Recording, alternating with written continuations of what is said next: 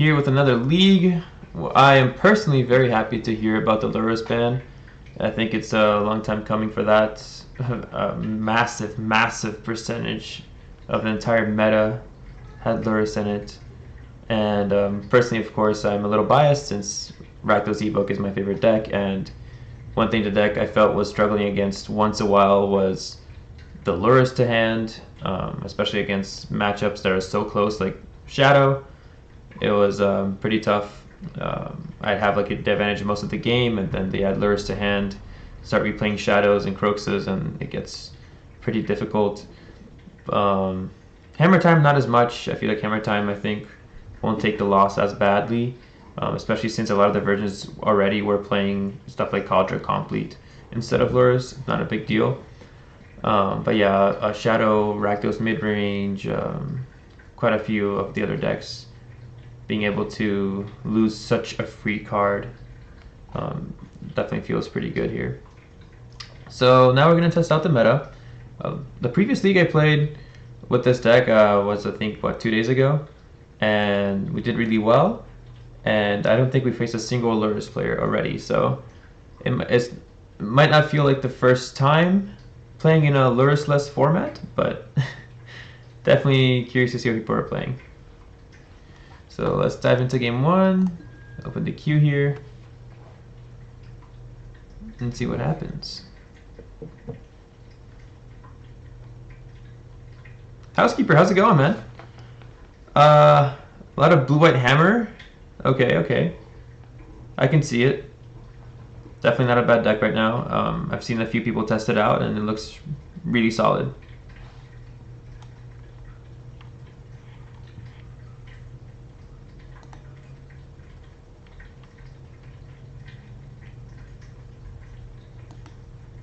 Still queuing up. I don't know why for some reason it doesn't really show the Finding League opponent screen in the stream. It just shows just the Modern League background page. A little weird with that, but there we are.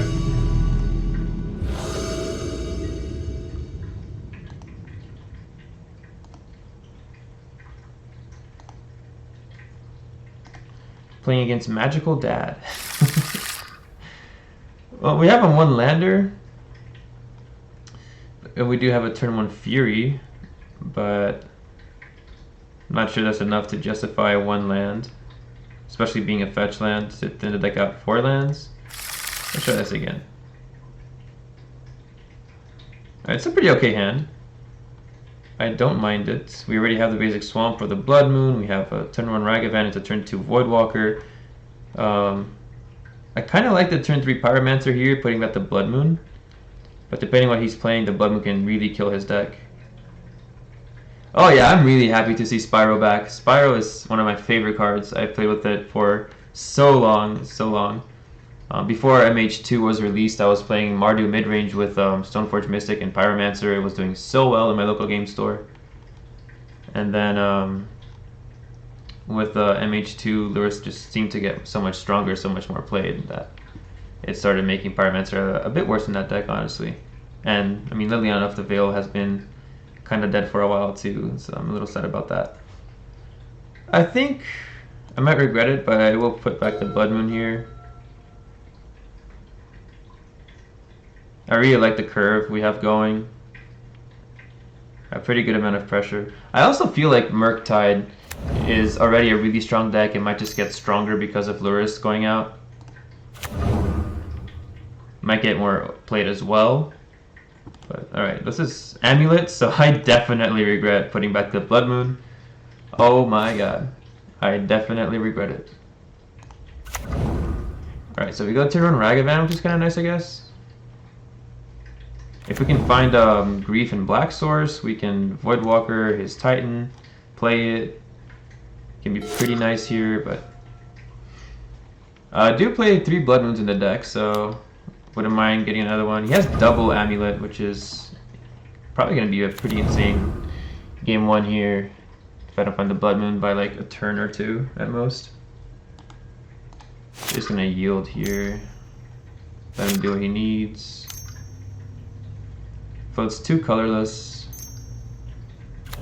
And then 3 for Dryad, which we also don't have an answer for. And plays a Saga. I'm really being punished for putting that back the Blood Moon here. Damn. That really sucks. It's like also, Pyro's just really good for finding more of my resources that I'll need in the game. Especially with a hand where I was playing out my turn 1 and turn 2 curves so early on, like, then I'll probably have what, like a land in hand or a top deck in hand by the time I play Pyromancer, which is what it pretty much comes down to, and then I can just dig for some free cards. So I feel like regardless, keeping the Pyro was the right play. And then there's a situation like we go against what? Burn, Mono Red, Murktide, a bunch of decks that don't care too much about a Blood Moon, especially not on turn 3s on the draw. So playing around it being a 4-color deck or Titan and not keeping the Pyromancer, having Blood Moon instead. Not sure how I feel about that. I guess it's kind of close, right?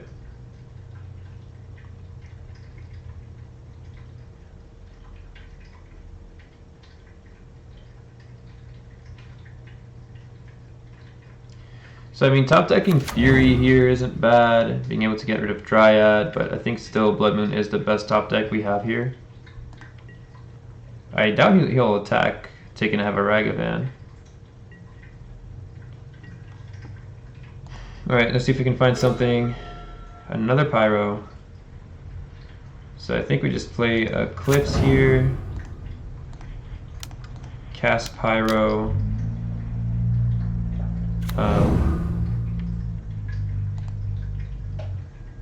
Definitely discarding Blood Crypt. I think we do have to discard the 2 lands here because... Ooh, we find the Blood Moons! We find the Blood Moons. So now we just pray he doesn't kill us next turn. And then we're pretty fine. He doesn't even have a basic forest yet, so... It's all up to what he has going for him next turn. Discarding the Swamp though does take me out of double black, so I can't cast another Voidwalker for a bit. Until Ragavan hits at least. Now he's gonna find what, a 3rd Amulet?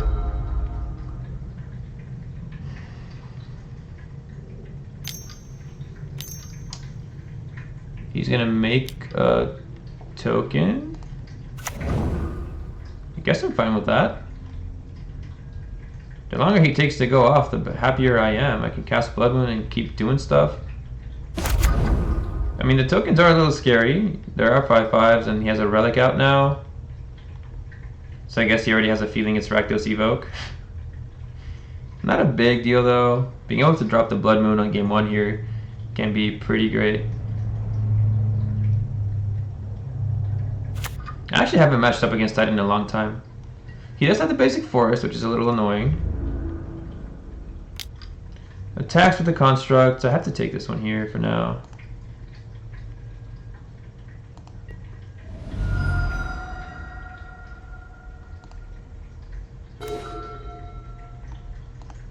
Alright, so we drop a Blood Moon.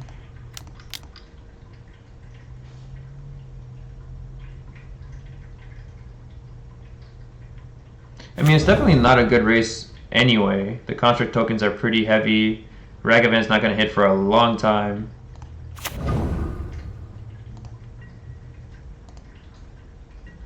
We have a Saga we can play off of Voidwalker, which is totally great. Yeah, I'm a little sad. Being able to having like kept the Blood Moon in the opening hand there, being able to cast it much earlier would have been so much better. Would have definitely made a difference.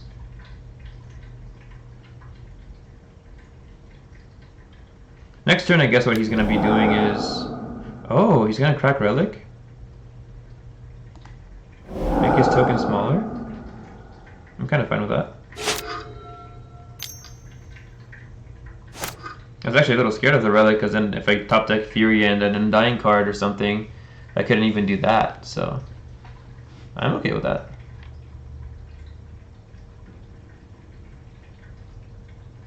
The constructs just are pretty annoying here. So like even top decking Fury, I get rid of either one token or a Dryad.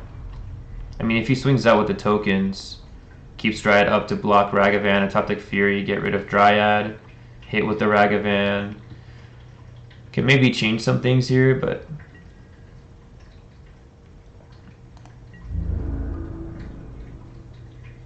he does attack with both tokens. At this point, I kind of feel like just trading Ragavan and Pyro for one of the tokens, because I have another Pyro next turn.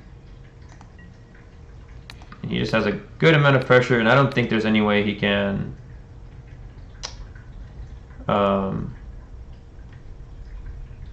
grow this construct anytime soon.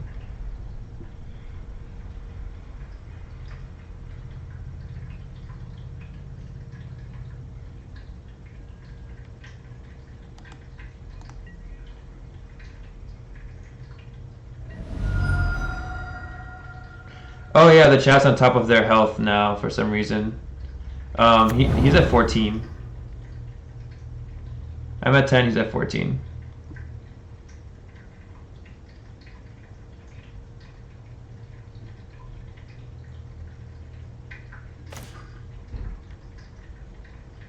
We also top deck Ragavan. I mean, if we want, we can cast a Ragavan and cast Pyro, or we can just cast Pyro. I feel like there's not much brought to the table from discarding the Ragavan just to make a 1/1, having the red mana open for something else. I guess Dreadbore for the Dryad, but then I still won't have the mana open for it, so it doesn't really matter here. I'm just going to cast a Ragavan.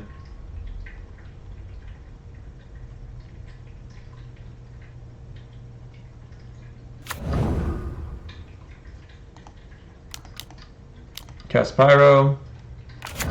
We'll draw 2 here.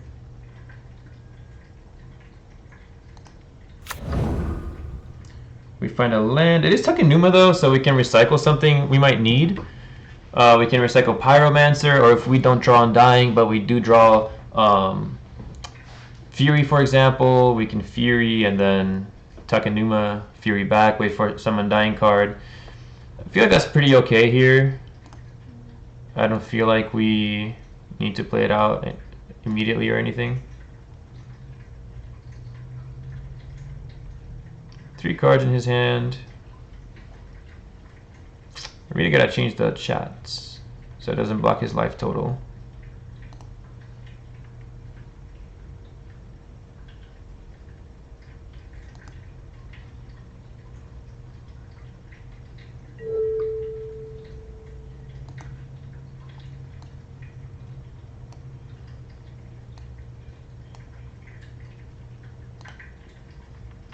Boom, fixed.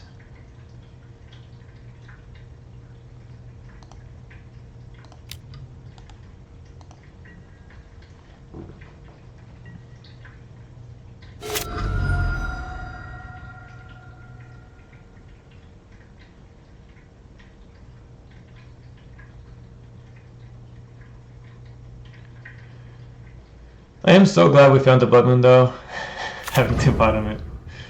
Definitely very happy about that. Plays 2 lands, 2 cards in hand. He can almost hard cast Titan if he finds another basic forest. Arboreal Grazer. It's a blocker. He has 1 card left in hand. He can definitely block Ragavan for days. However, he cannot block the Voidwalker. I can make the Pyro tokens here. I don't think it's too necessary to Tuckanuma the Pyromancer, but it does mill 3 cards first, so we can mill a Grief or a Fury. Might be fine with doing Tuckanuma next at the end of his turn or something.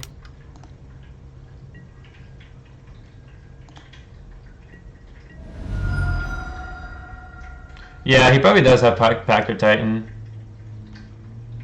And they don't run too many basic forests, so I don't think he might be able to cast it anytime soon.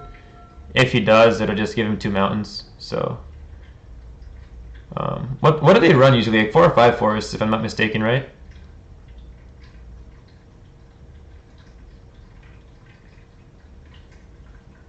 I think the play here is to attack a Numa in his end step instead of the Pyro tokens, but let's see. If I attack with everything and the Pyro tokens next turn... Okay, so yeah, it is a pact. If I attack with everything, it's 3... We can block, block, block, take 5. It's not gamed if I do the Pyro tokens or anything, so... I think it's better to attack a Numa here. Yeah, I think it's 4. Well, now he Dryads, so Dryad is gonna take over Blood Moon, essentially. Still has 1 card in hand.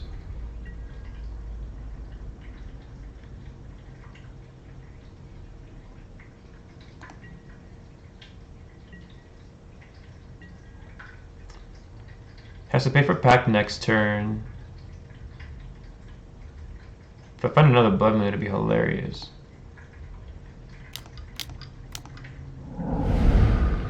Alright, so we mill 3. Add Pyro, if anything, to dig for Fury, but maybe we can mill the Fury and add it immediately. That'll be pretty sweet. No, we just find the Grief instead. So we'll get Pyromancer so we can keep digging for Fury. Kolaghan's Command. I don't have enough mana to do Pyro and Kolaghan's, unfortunately. He has a Summoner's Pact that I can use, but it's only for green creatures. If I can't attack with everything and then Kolaghan's Command his Dryad. But I think it's just better Pyroing here. For the Blood Moon, or I mean the Fury, sorry. And we are going to go pretty wide too since we're discarding 2.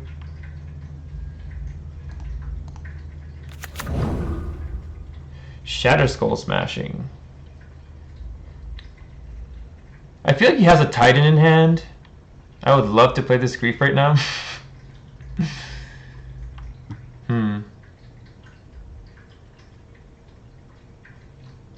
Well, he pays for pack next turn, has 3 mana up. I don't think I'm too scared regardless of the Dryad being out.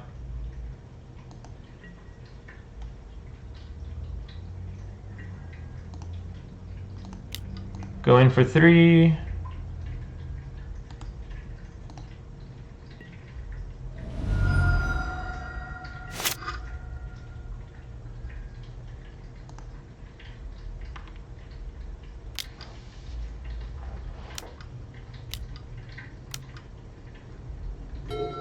Alright, pays for pact. 2 cards in hand, 3 mana.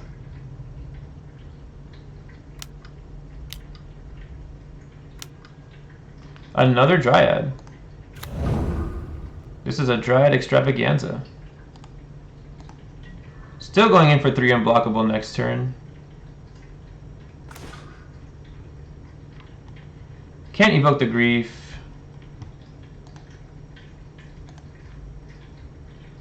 If I swing out with everything, he has 5 blockers. Block, block, block, block. Block. Take 4. Not necessary. I mean, I can Shatter Skull Smashing for 3 so I can get rid of the Construct.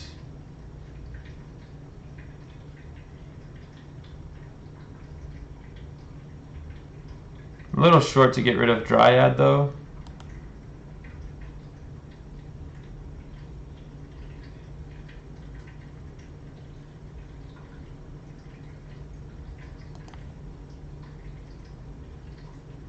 By getting rid of the Construct, going in with everything is game.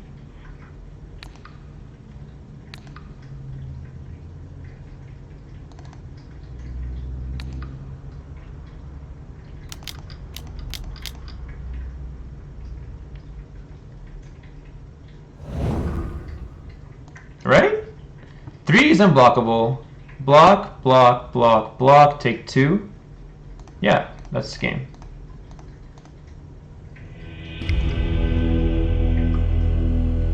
Yep. Oh, I just saw your chat. You win, kill construct, he takes 5, yeah. Alright, Alpine Moon can come in. Fulminator Mage can come in.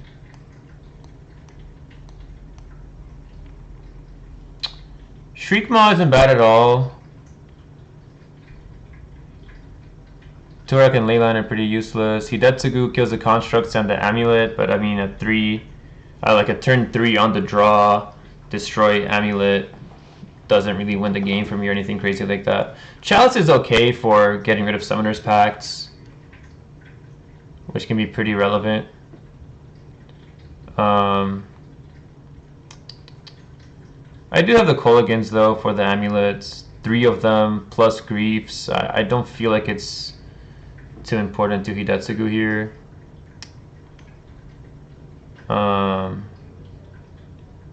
Ragavans are a little awkward on the draw, especially taken he has the Arboreal Grazers and the Dryads, so probably trim a few of them.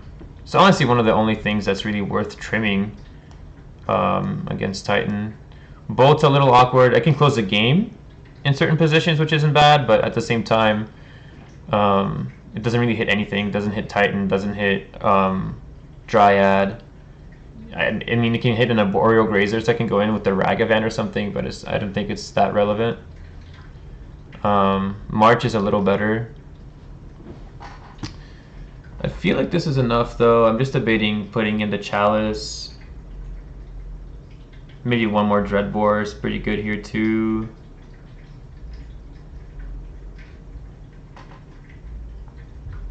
Probably cutting both Croxas for the Dreadbores. Much more relevant.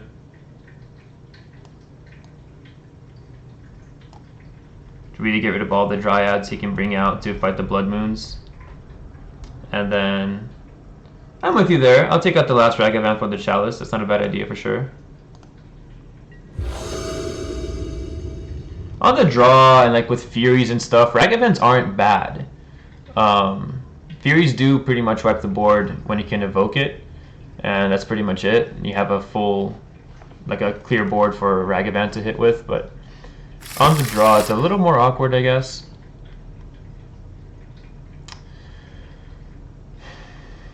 Not a bad hand. We have a Thoughtseize and a Shriek Maw. It's pretty slow though. 2 lands and a Blood Moon. We're gonna have to hope for the 3rd land, and we're gonna be playing Blood Moon turn 3 on the draw, which is a bit slow, I'd say.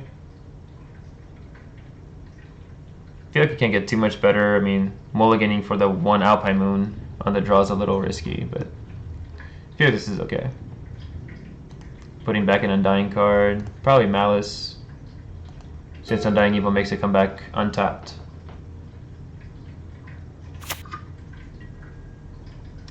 Starts out with the basic forest to establish dominance. No amulet though, and he wasn't a Multi 6. So I want to avoid fetching here so I can have a better chance of drawing a land. But I will be playing the Voidwalker next turn for sure. Hoping to draw Thoughtseize or something. Plays a Valakut.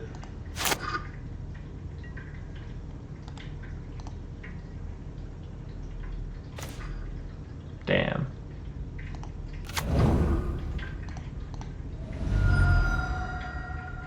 Okay, definitely grab a swamp.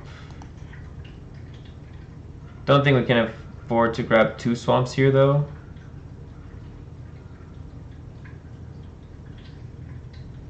But then we kind of can't cast Voidwalker next turn if we top deck a land to play Blood Moon. And then we don't have Ragavan to do the extra swamp. I mean, they don't have removal for the Voidwalker, so 1 hitting is pretty much enough. Can kind of keep the other one for evoking Grief or something. I really don't think I can afford to get the other basic swamp here. I mean, effectively anything I top deck except the swamp or the 2 Malakirs would be red mana, so I don't think it's too big a deal, but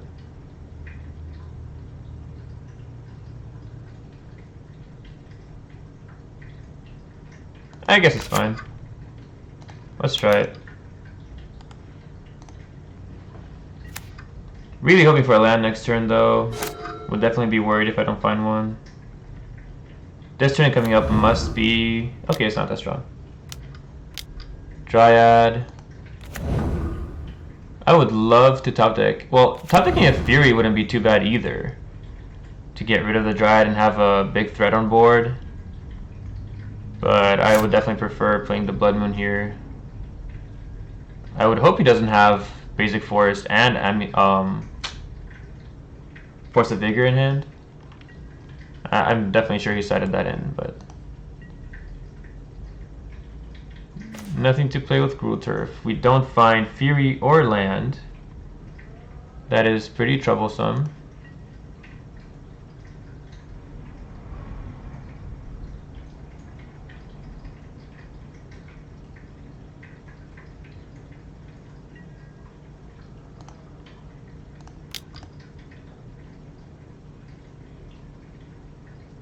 Hope he doesn't have much going for him, I guess, and then racing him with double Voidwalker.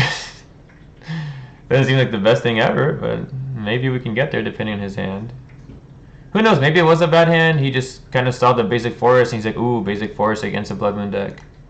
And just kept that and top deck Amulet and stuff.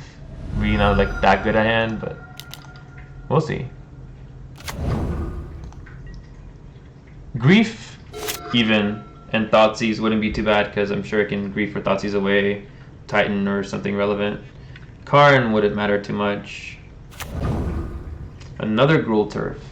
So he has enough mana to do whatever he wants.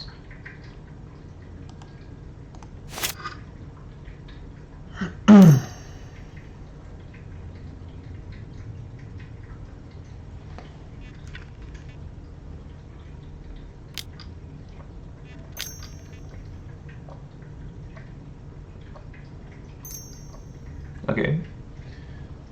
6 mana's up. Titan is a-coming.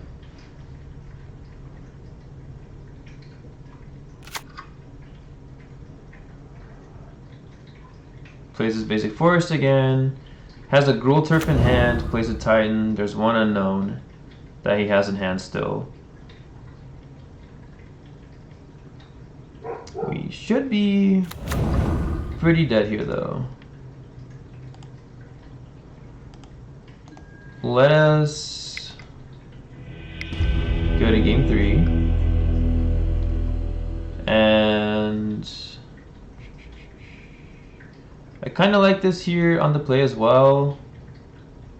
And my 3 mana stuff is definitely better on the play too. Don't feel there's a need to put in Ragavan on the play here. Kind of like where everything's at. Just see what happens. Will be first. 1 lander. Definitely can't do a 1 lander here.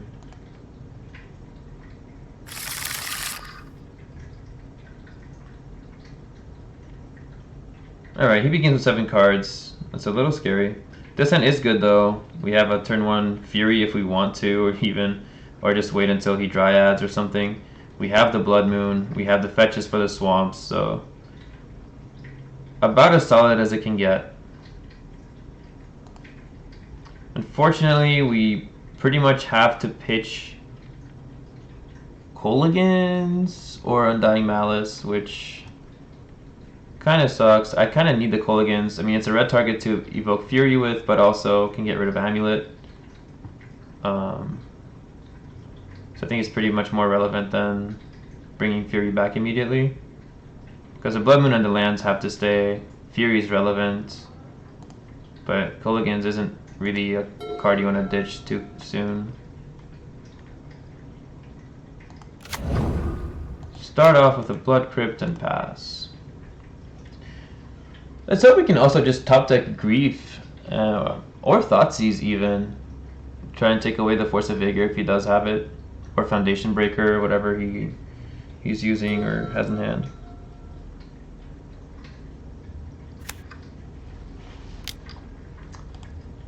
Plays a turn 1 Amulet.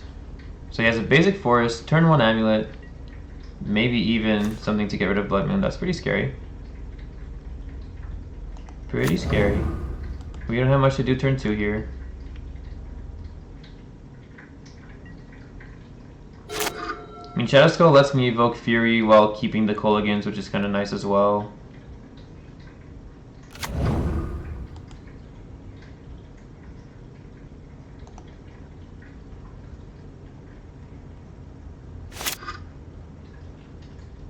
Probably plays a Dryad here. Or no, he only has 2 mana.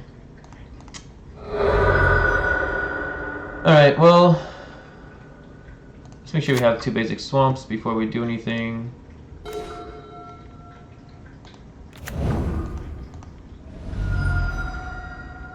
I honestly just want to Kolagans this turn and kind of wait to have Grief or Thoughtseize hopefully next turn to cast the Blood Moon a little more safely.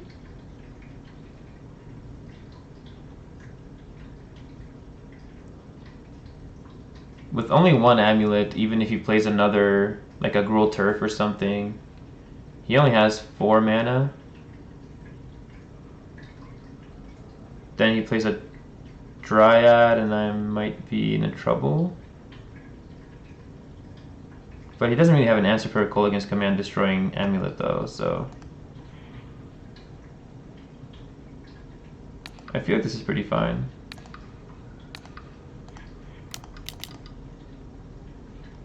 I really don't feel like we need to Blood Moon immediately. Taking him out of Amulet is maybe more relevant here. And then dropping the Blood Moon. Probably just going to discard a land. Yeah, another Sanctuary. Sounds good.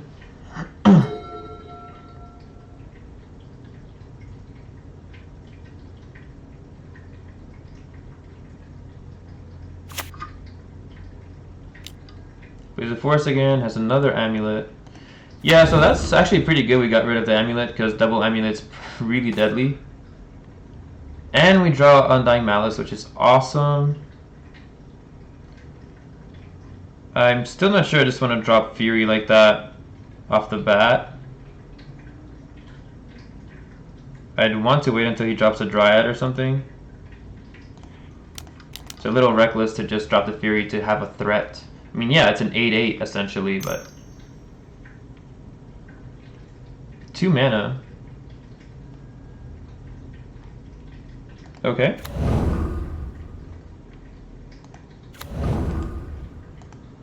Does he have the Force?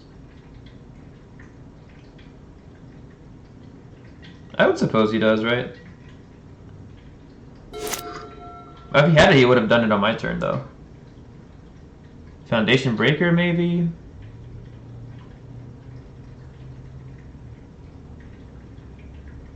If he doesn't find enchantment removal, it can get a little bad for him. If he's only ready to fix that his Dryad, being able to Fury is huge.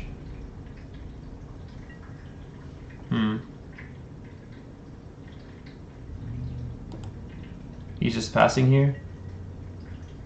It sucks because I really don't want to just drop Fury like that.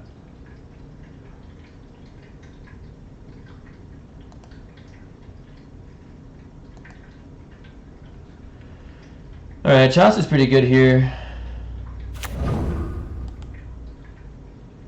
I can honestly just hard cast Fury as well, so I don't have to waste the Undying card.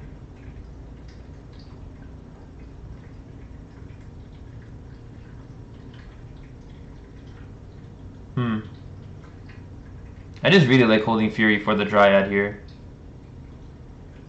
Having pressure is really nice though.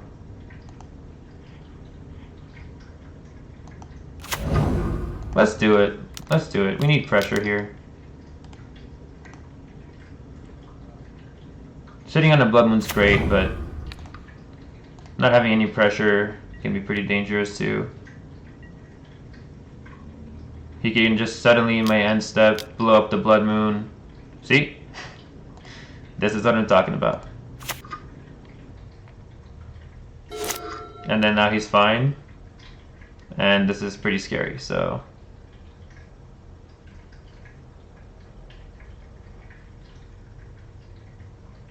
Yeah, with the Blood Moon gone, he can really just come back out of nowhere. And it can get pretty scary. This way I also have Fury as a blocker, so if he wants to give his Titan haste right now, I can just block and have it come back. Which I guess is kind of okay. If he gets Valakits to destroy it as well, I can just have it come back. It's not optimal. I mean, it's still a big boy here.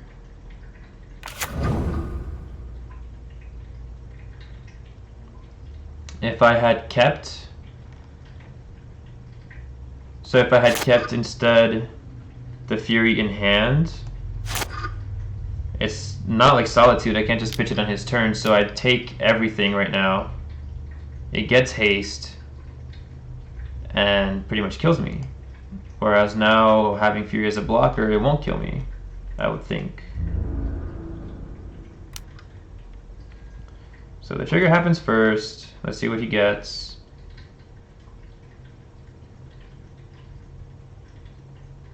Valakut is a bit of a ways away from triggering. This is pretty scary though. If I don't top deck some kind of Dreadbore or some kind of removal for the Titan, it can be pretty unpleasant.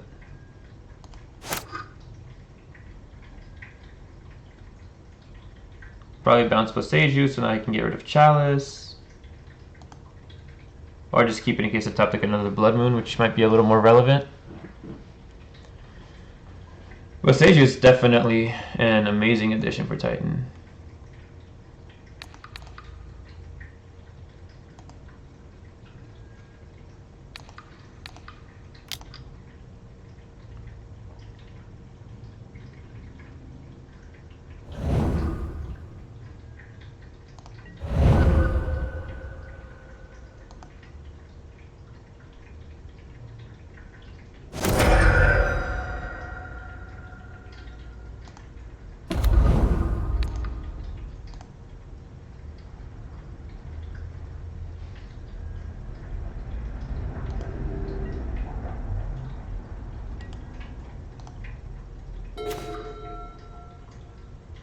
We top deck a very wrong Undying card, because this one is a full-on Undying.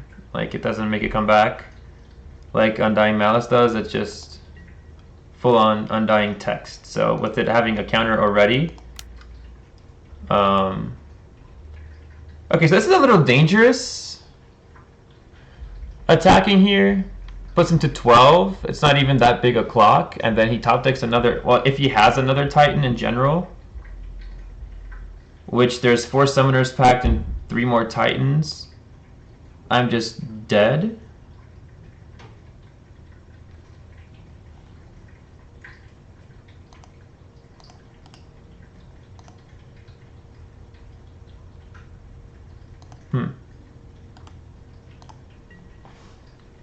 Otherwise though, because yeah, like, what I see here is gonna Boseiju the Chalice and then Summoner's Pact, get Titan, kill me.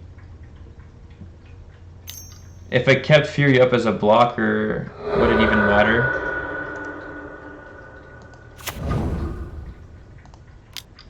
Because like I'll block with Fury. Titan would have double strike most likely. Almost certainly, because he already has the haste one. And then essentially it's hitting for 12 and then gets Valakits. And it would trigger because he gets 4 Titan triggers. He can kill Fury before it's even a blocker, so it wouldn't matter at all if I try to keep Fury as a blocker. It just kills me regardless, I think. But now with Dryad, he's still gonna Titan, and Valakut's gonna get rid of Fury. Or just go face even.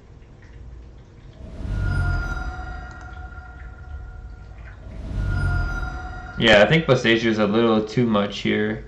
Titan already had Foundation Breakers and Force of Vigors. Dryad played atop of Blood Moon, can still make all his lands pretty much fine. Having all those as resources, and now having lands that also easily just get rid of Blood Moon, which is one of the only ways, like Alpine Moon and Blood Moon, one of the only ways the deck can even deal with their deck. It's really strong. I'm pretty sure it's also the first time I've ever died to Titan with this deck. But I haven't played against Titan. Like the last time I played against him was before Neon Dynasty came out with Boseiju. So that's why I'm like, yeah, Boseiju is really good. Like I knew it was being played in Titan. It's really good with Jund as well, and a few other decks. I figured I might see some play in Yawgmoth here and there too, but it's just really, really, really strong in Titan. It's really, really insane. Alright, well, he has game. Magical Dad got me. Let's go into the second match.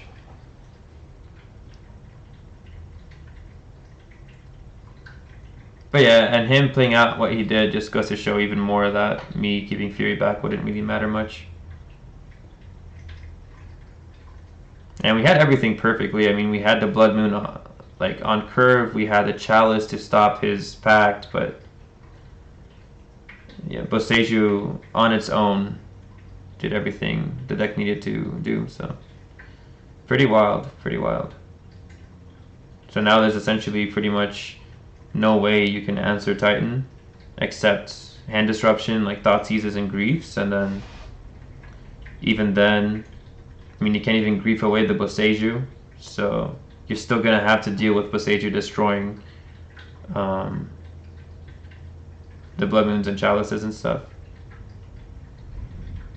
And then even with Thought Seizes and all that stuff working out, discarding their Titans and Pacts and whatnot, it's still gonna go into the fact that their top decks are generally pretty good and still get them there.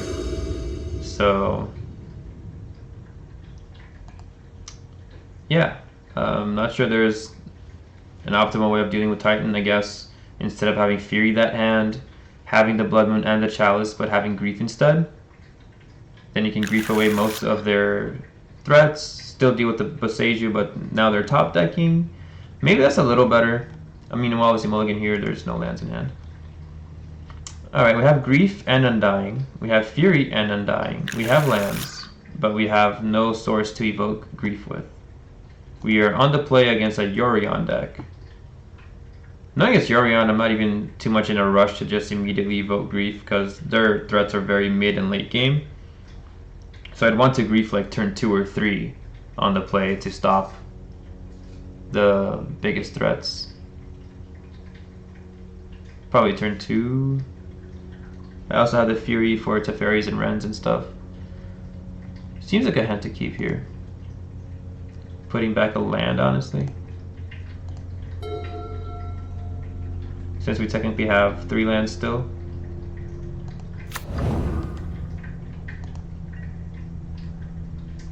But yeah, it's definitely tough with Titan. I don't see a way around it unless they just simply don't draw Boseijus or Force of Vigors and stuff. But like I said, now with Boseiju, it's just they have pretty much what, a fifth of their deck just to answer that stuff. It's a little too much. It's really consistent finding answers here. I mean, he would have been a little slower game 3 if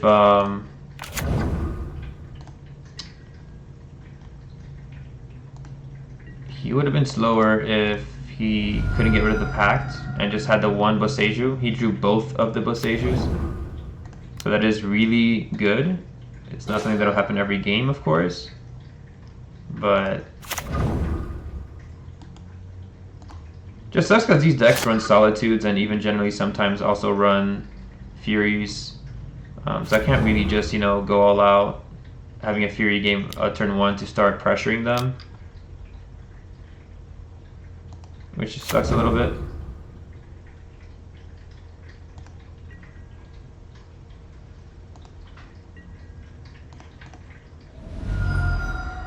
Spreading Seeds is pretty good for him. Not game winning or anything, but if he has a few of them, it's going to be pretty bad for me.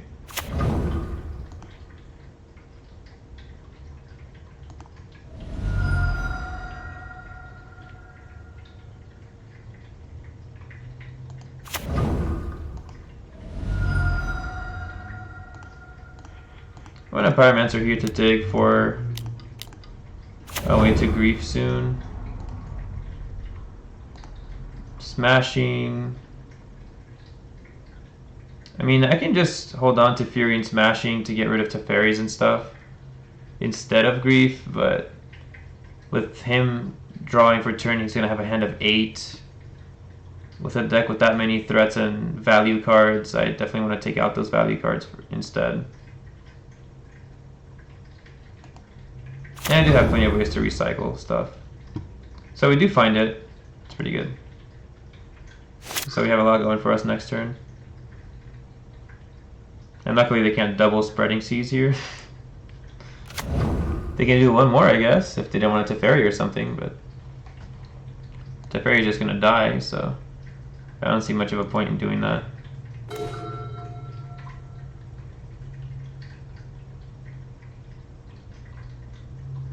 Okay, we definitely don't want to keep drawing lands, so let's search out a swamp and thin the deck out a little more. Attack.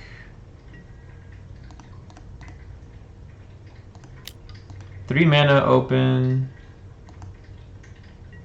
Can be Counterspell, Archmage's Charm. I definitely don't think I want to play Grief into that. I think we can definitely wait here. Not let him just play on curve like he wants to. I mean, he can Archmage's Charm to draw 2, but I mean, I guess that's fine. Yeah, see. We would have played right into it, lost 2 cards if we evoked, or just lost a Grief. I definitely don't like that position, so I would definitely play that right there. 9 cards in hand.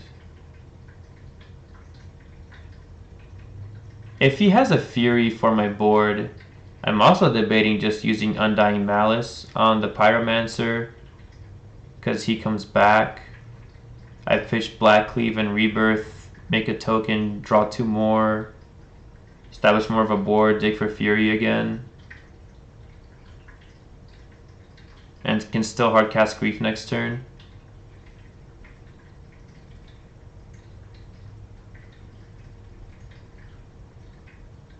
He definitely has a lot of resources to play with right now.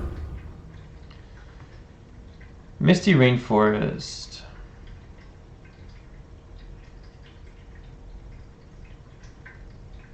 Is he just playing Spike's new build for Bant with Otherworldly March? I guess that's what he's doing, right?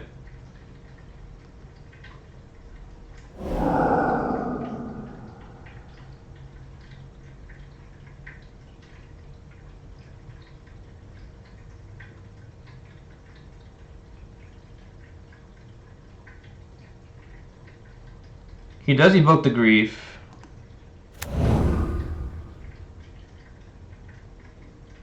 Yeah, I think I definitely want to do what I said about recycling Pyromancer here. Coming back as a 3/3 and drawing me more cards, making more tokens. And still keeping Grief to just hardcast.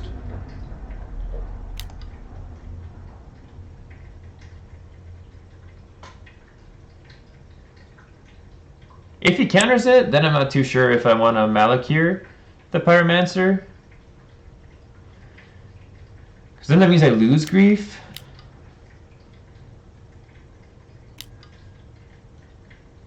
He pretty much taps out for the Charm though.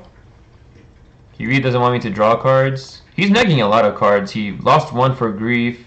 I mean for Fury. He's losing the Fury because it's evoked. He's charming the Malice here so I don't draw. I think I do want to Rebirth the Pyromancer in this case. since he's already negging so much.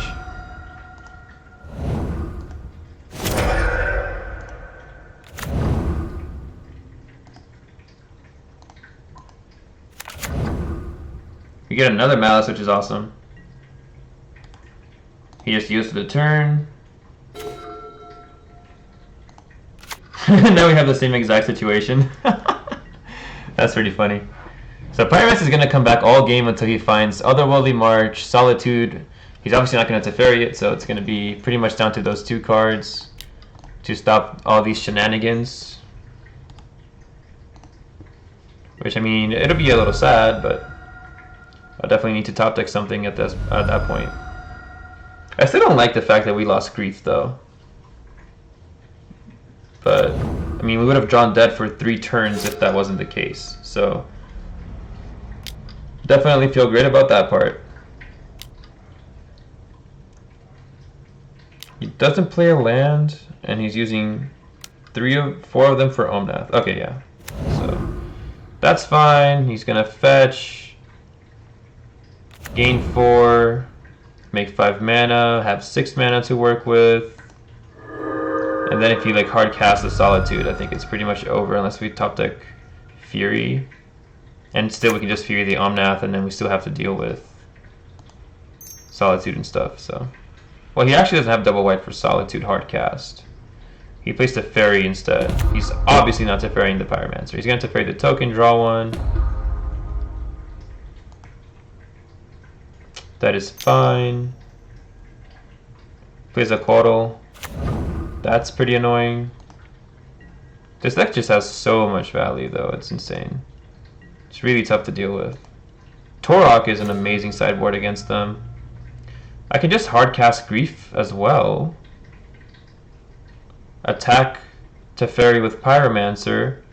If he blocks with the Death Touch guy, we're out of a hand anyway, we just give it Undying.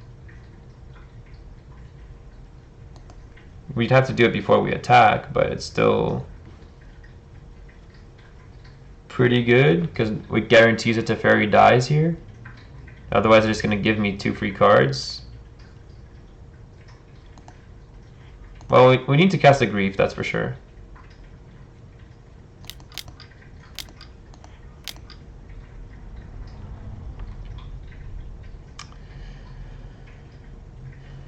This is definitely going to be tough. It's one of the closest matchups here for this deck for sure. Ooh, Iteration's really bad here. He only has lands in hand. I mean, it's great for Omnath, but Prismatic Ending, he can also cast next turn and take away the Pyromancer, which is pretty bad.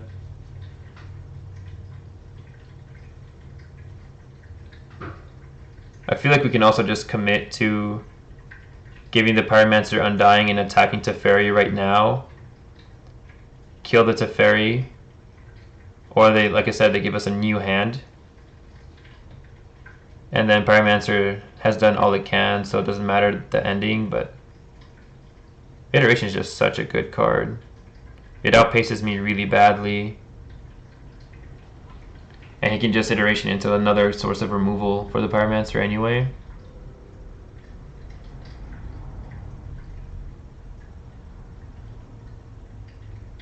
Too strong. Next turn for sure he gets Omnath, all the Omnath triggers again. Gonna have an insane amount of mana to work with.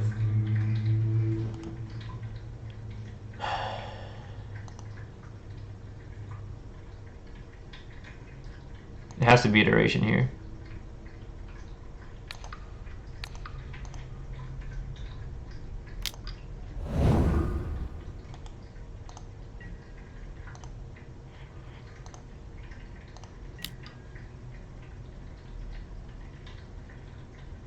There's absolutely no reason for him to block here. It really is a shame I can't do this instant speed, because then it'll be an amazing play. He would probably for sure block with Coddle, and then I get a bunch of stuff going for me, but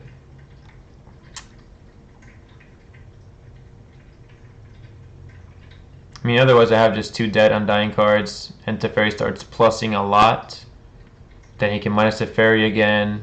on the Spreading Seas, draw a bunch of cards that could get even more insane in value. So I think pressuring to get the Teferi out is worth the card I lose here.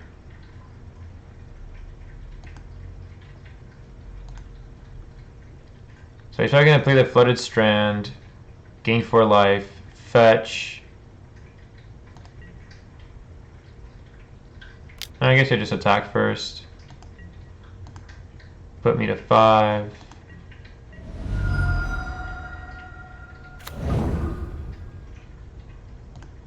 He does play the Flooded Strand. The funny thing about this is like Blood Moon isn't even that good against this deck because they have so many basic land sources. It does take them out of like Archmage's Charm and fetching continuously for Omnath, but they also have like Teferi to bounce the Blood Moon and still do what they want. By the time the Blood Moon comes back down, it's kind of bad. Fulminator is really good because like a Fulminator turn 4. I can Fulminator one of their lands, give it Undying, come back, get rid of another land, and that can be pretty good. So I'll be keeping the 2 Blood Moons. I think this game specifically though is over. The best thing I can top deck is Fury. Can't even get rid of anything with it. He's gonna draw 3 right now. He has 2 flyers hitting for 5.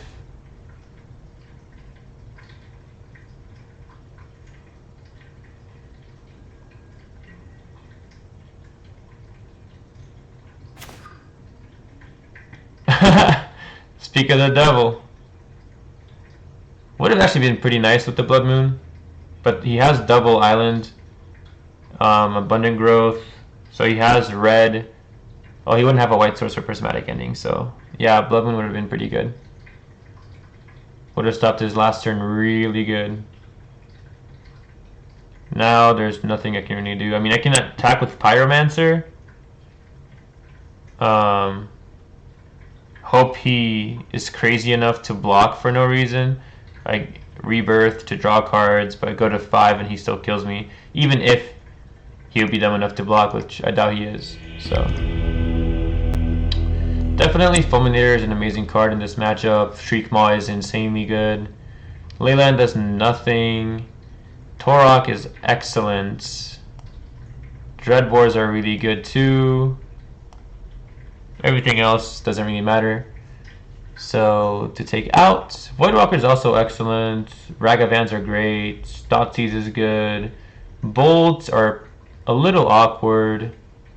Like it doesn't hit Omnath. When their Teferis are past 3 loyalty, which is pretty common, I can't do anything either. So Bolt's a little weird. I feel like it's okay to take out the bolts. At least trim on a Croxa, if not take out all of them. Kolagans, they don't really, I mean, probably need Kolagans because they might side Chalice on 1 against us, which is pretty huge. Whether they draw it or not is a question because, you know, I mean, 80 cards, drawing the Chalice specifically, they've usually side like anywhere from 2 to 4. So I feel like the Kolagans is kind of necessary.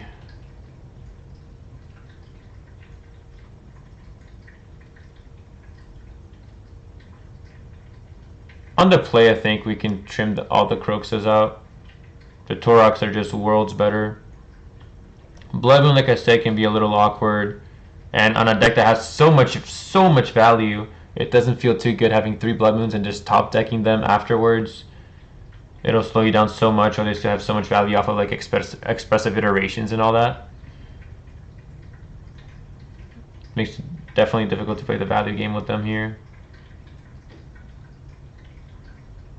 So I guess I'm fine. Honestly, even tempted to just take out all the Blood Moons here, but I know I can still do some work. Voidwalker dies to Prismatic Ending, and Bolt and Fury and Solitude and gets bounced, but on the play he's not bad.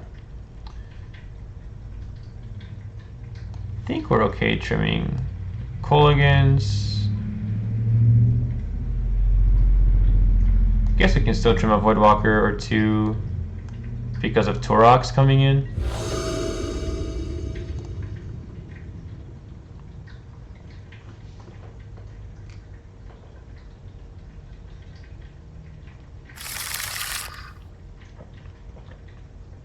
One basic swamp, nothing going for me, so clear mulligan there. Wow, nothing going for me here, just lands and undying cards. That's pretty insane. I guess we keep this.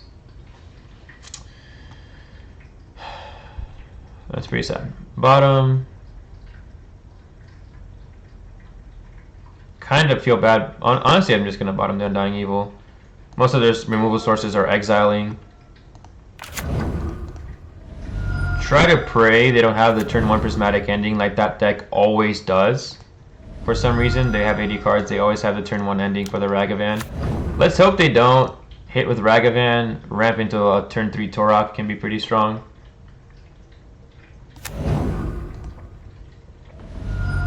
Do they have a Bolt instead?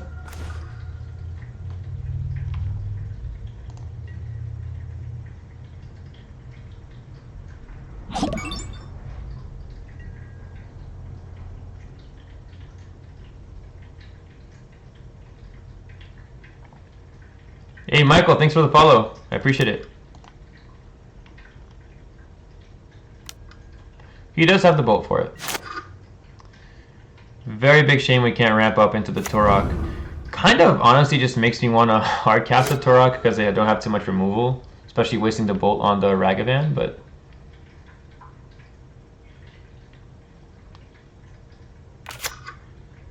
very, very close. They also have Spreading Seas, which they didn't play this turn, but it's also a worry here. Because right when I'm close to hard kicking the Torok, he can Spreading Seas the black sources away. I also maybe wouldn't need to fetch.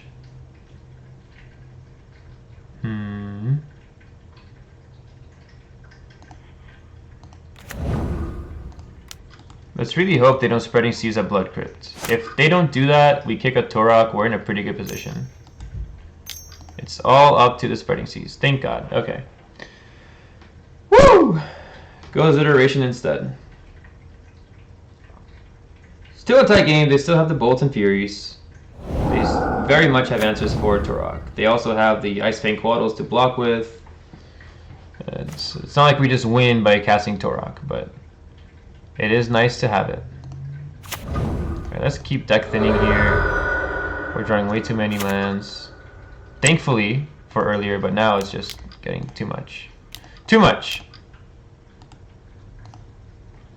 Not sure they have a way to stop this. They should not. I mean, they can fetch and bolt in response. Or something, but... Okay, we take the Teferi and Ren. It's pretty good. Pretty good, pretty good. I was hoping to like Furies or Bolts, but... that works. If Torok lives this turn, so next turn we cast Grief, they discard another card, Torok goes as a 5/4, it definitely makes his life really difficult. Because then Bolt won't hit it, only Fury will, and they usually just run 2 Furies.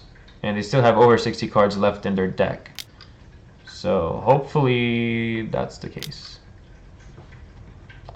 Goes Ren. He should have removal here, right? Because otherwise his Ren is just dying.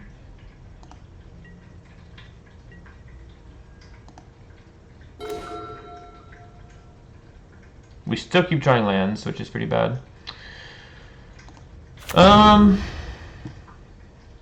Do I attack Ren first, or do I Grief first? Hitting Ren for 4 or 5 doesn't matter here. Let's just attack it first.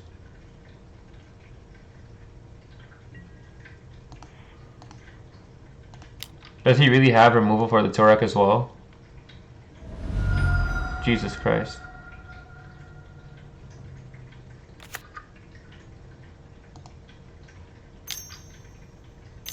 Coatl. pretty much like the only reason to grief first is a Kotal. But the Kotal doesn't have Death Touch, so Ren lives, Kotal dies, and I'm fine.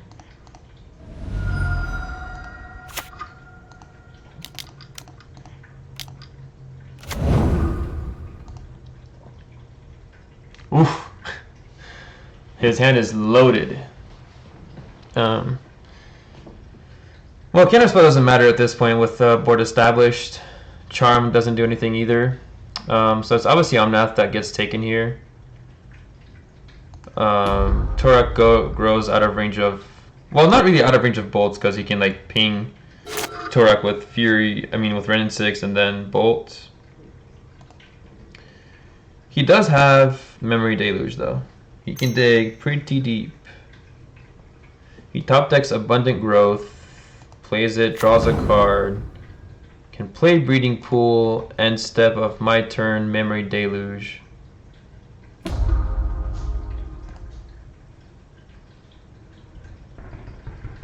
I suppose he'll play the Breeding Pool tapped.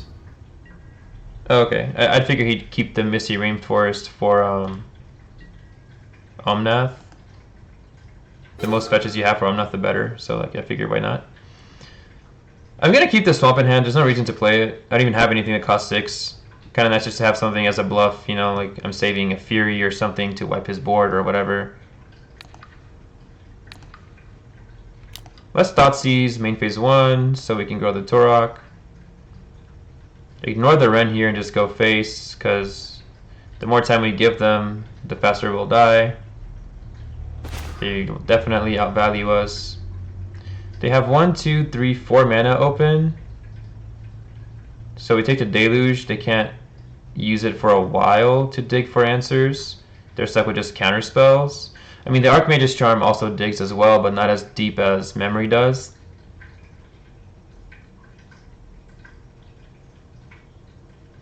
Yeah, take the Deluge here probably.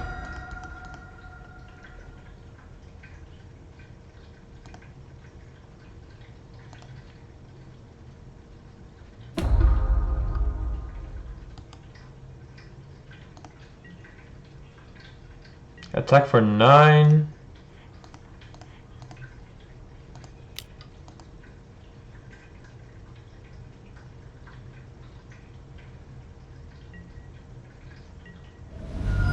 He's at 7. 6 now. Plays a Charm to draw 2.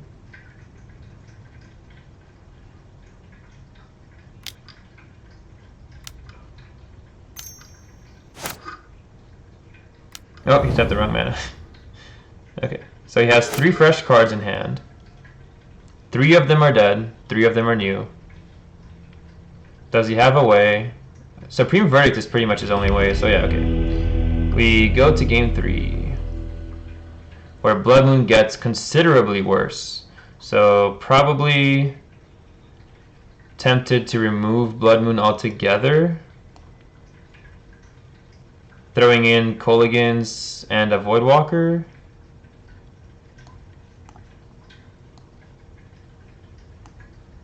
Just more threats instead of just the enchantment sitting there.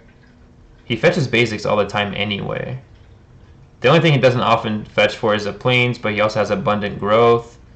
And he has an arsenal of basics in his deck for Abundant Growth. And then like the best I can do is a turn 3 Blood Moon on the draw, and it just I don't feel like it does enough. Kroxa is nice to have though. I think I might do Kroxa over the 3rd Voidwalker. Seems pretty legit here. Alright. Game 3. They are pretty favored here. And I do have to play around the Spreading Seas.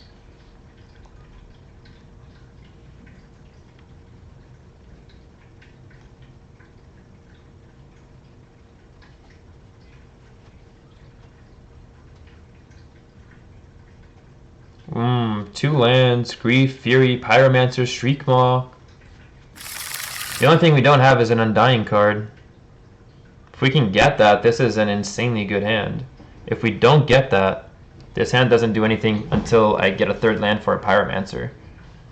But the early start, unless like Torok, it doesn't matter too much against them. I think we keep here. Especially on the draw. We just have so much of a chance to draw an Undying card soon.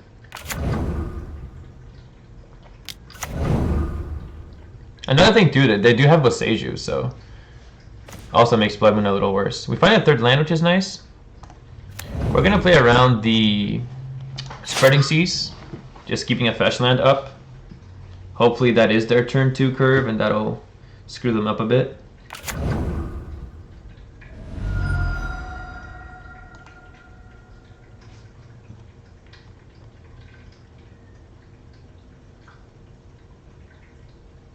There's honestly close to no reason to fetch right now, because we're not doing anything turn 2 anyway. Well, now I kind of want a Fury. Renin 6 is always so annoying. Just fixes their mana base for the rest of the game. Especially if they kept a risky hand, mana-wise. Okay, I guess I'll fetch once. Strengthen out to get an Undying card, and we do! Pretty great, okay. The thing is, we can Fury the Renin 6. Have a 3/3 double strike on board. He can't Prismatic Ending it. He can Teferi bounce. Or we can ignore the Ren for now and just grief his hand, which I actually like a lot better here. Hold on to the Fury for when it becomes a little more necessary / relevant.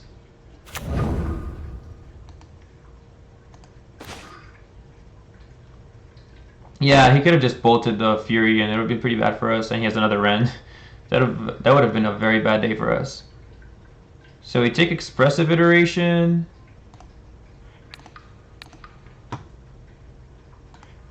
Get him to come back.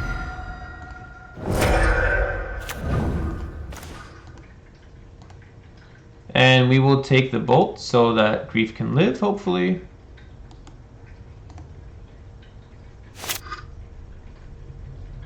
Pretty good hand from our opponent. Very happy I took out Bolt and Iteration from him. Seems like we made the right choice there. Fetches with Heath. For a blue source probably to have Archmage's Charm up. He does shock. Adds it back. Passes the turn. Okay, so we're gonna fetch a Blood Crypt so we can Pyromancer next turn.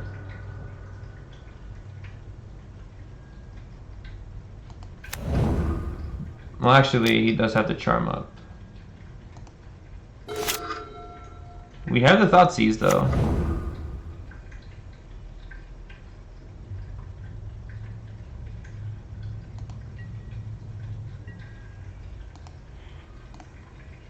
Let's start swinging at the Renin 6. Maybe better to just attack face here, but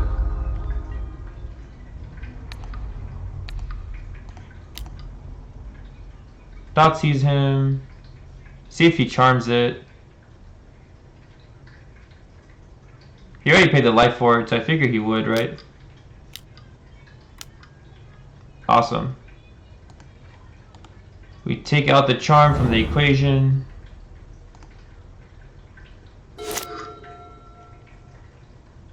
Yeah, honestly should have gone face there probably. Pressuring his life total is much more relevant. That was a dumb misplay here. Should have gone face. Yeah, should have gone face. Because I mean, next turn now I can get rid of the Renin 6. The next one he plays can get destroyed from Fury. It's nice. But if I went face, his ring goes to 6. Gets a little scary because everything having retraced with his ultimate, I'll have need to dealt with it anyway. So unless I evoke Fury, give it Undying to get rid of it then, I need to find Dreadbore for it. And then I'm using Dreadbore on a Renin 6 instead of using it on something like an Omnath or the Big Teferi. So I actually think it's a pretty okay play. He bought the Yorion and taps out. So no counter spells to play around now, finally. This is pretty good here, though.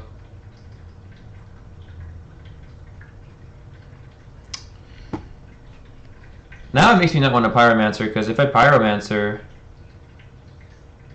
I'm gonna lose my other Pyromancer in Fury, or like keep Fury, lose Undying Evil, and another Pyromancer. Like, there's no cards in my hand that I actually just want to lose to draw from Pyromancer. So I kind of like going face here with the Grief, evoking Fury to wear out my hand. He has two very big threats to worry about with his life total depleting. Yorion won't do much. And next turn, if all he can do is play out a Yorion, I just Pyromancer. I can also just not do anything. Wait to see what he does. If he just plays Yorion, then I evoke Fury, get rid of everything at once.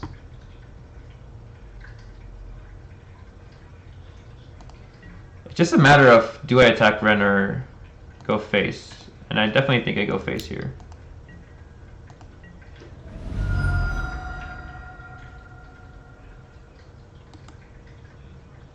I think I'll wait, honestly. He does have board wipes too, so like running my whole hand into a board wipe just to be able to Pyromancer with no cards doesn't feel too optimal. It's like 1 or 2 Supreme Verdicts in the deck though, of a deck of 80 cards, so... Okay, perfect. He plays an Omnath, so now I can Fury all of it away. Awesome. Plays fetch land, fetches, gets lands, plays Yorion, bounces everything, draws 2. Then he loses Omnath and Renin 6.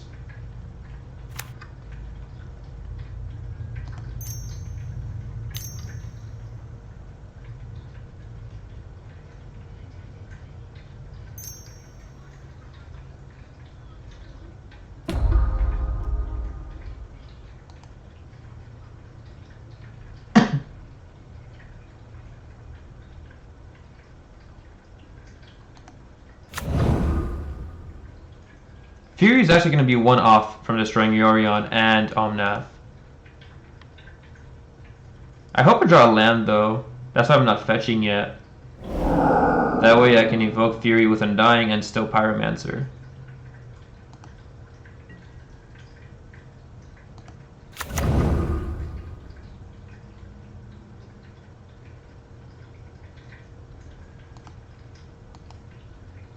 So much value, holy shit. Well, I have double Undying.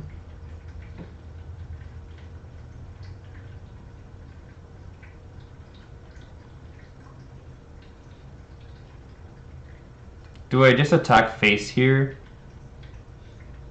He double blocks. Give it Undying. Get rid of a card in his hand. Then they take damage from Grief. Evoke Fury with Undying. Get rid of both. I think that's the best thing here. If they don't block, they're still just taking 3 anyway. And I have to get rid of Omnath.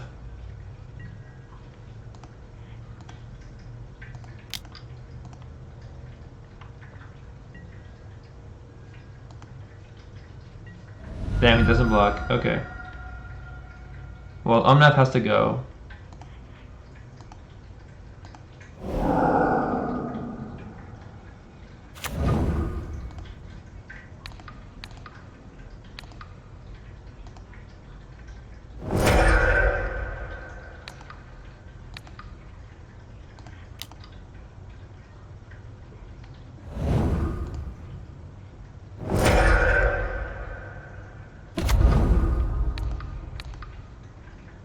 I guess I'll get rid of the Renin 6. Since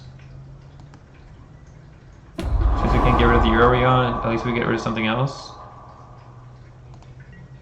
Hold up the Undying Malice for either creature. 8 cards in hand though. One's a Ren, obviously not too big a worry, but 8 cards can be pretty scary.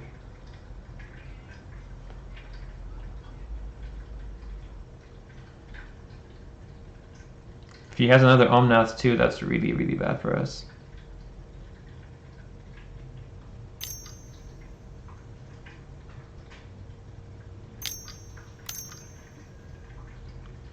Teferi, that's also pretty bad. Plays a land. Pluses.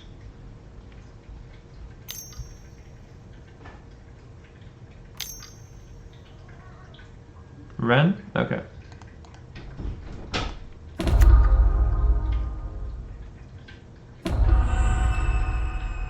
Minus on the Fury. Oh, so now he's gonna bolt and I can't really Undying Malice in response. Not much to do about that.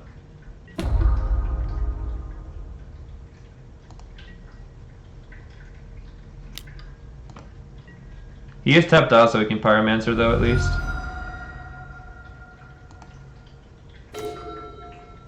Sucks we don't find another land though.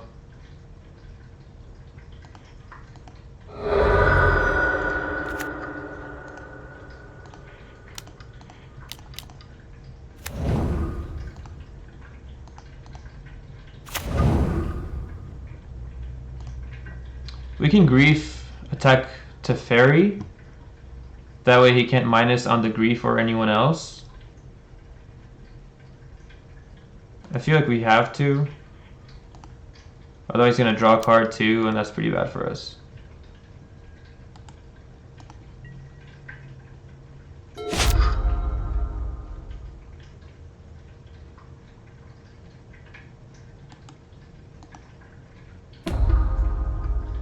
Minus this, pinging a token. Probably pluses a Teferi, spreading sees my Blood Crypt.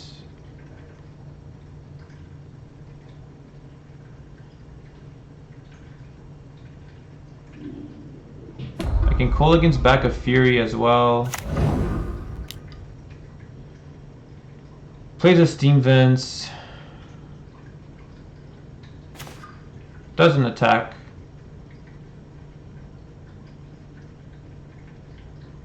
I want to wait on the Kolaghan's, I think.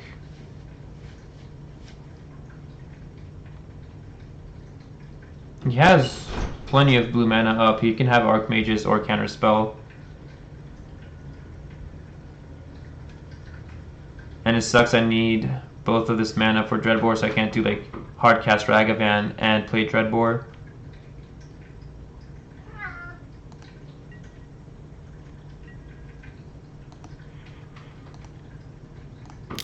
Let's get rid of Teferi, if we can. He can flash in a Coatl, double block, which is exactly what he does. He really has everything.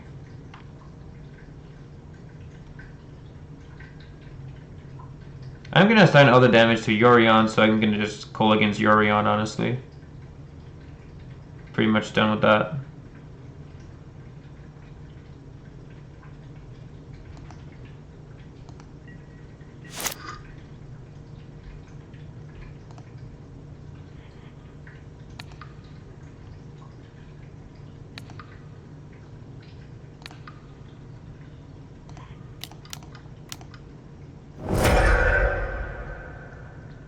Should I evoke Fury now? Probably. I am also playing faster because I'm running out of time here.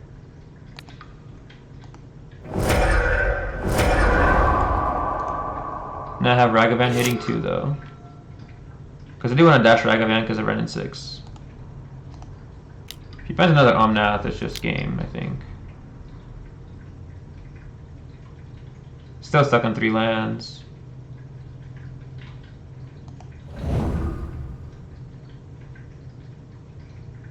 He finds the Omnath. He really is just having everything this game. There's not much we can do.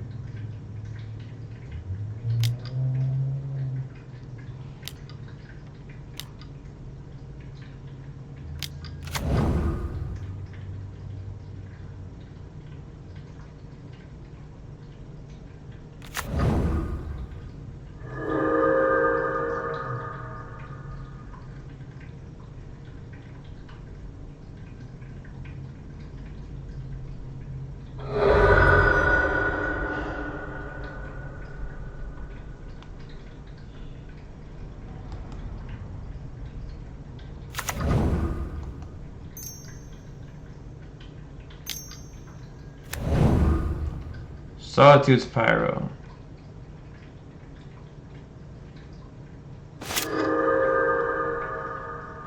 Top deck nothing. He forgot to plus Ren, I guess? I guess just the overconfidence, but yeah, there's really nothing we can do here. Play the Ragavan, get got by Ren.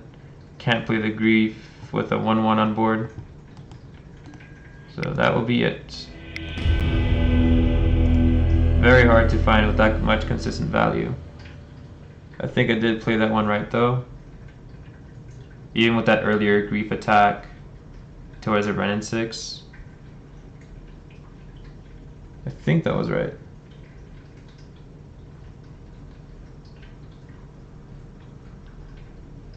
Going to game 3.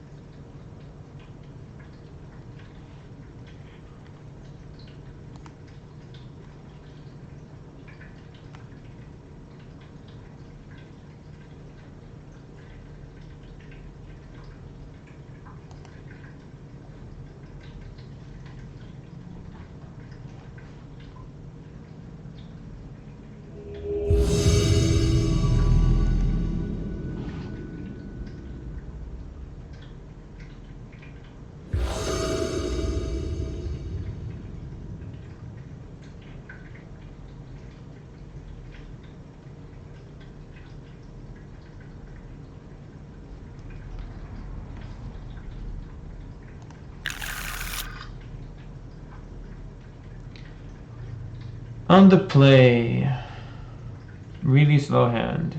Nothing going until turn 3 here. A little better. Put back a Blood Moon. Mire pass.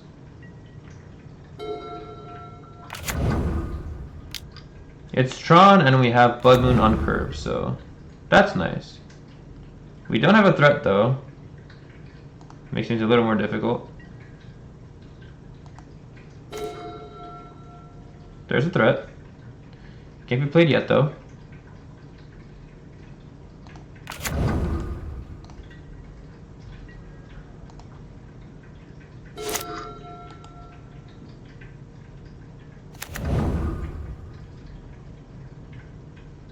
I'm not gonna fetch yet. I want to hard cast a Fury at this point.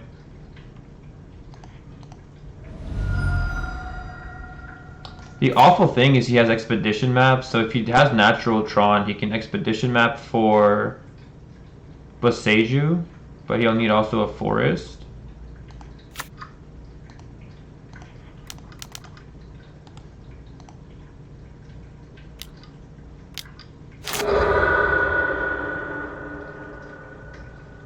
Boseiju definitely fixed a lot of decks.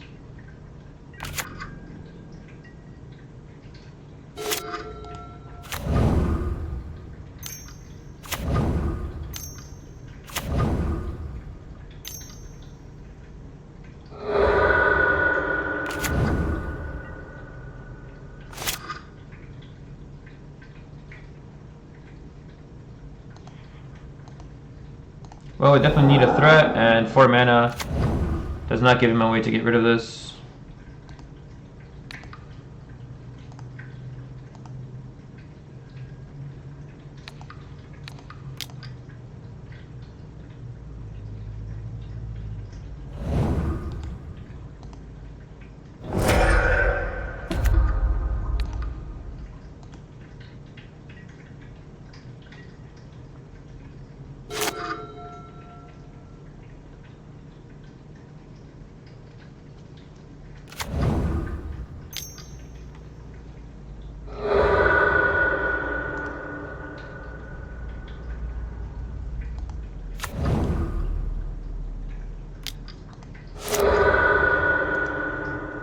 He sure drew a lot of stars.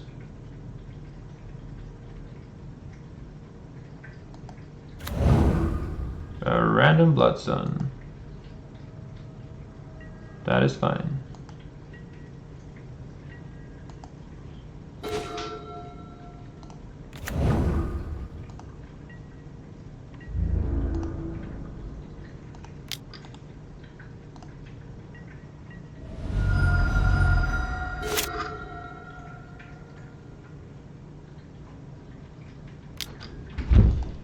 Oh my god. He drew his entire playset of chromatic stars.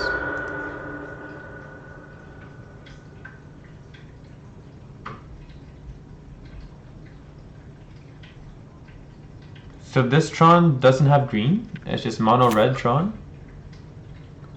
Interesting. Walking Ballista. I think I can just march that away, right? For x equals 2.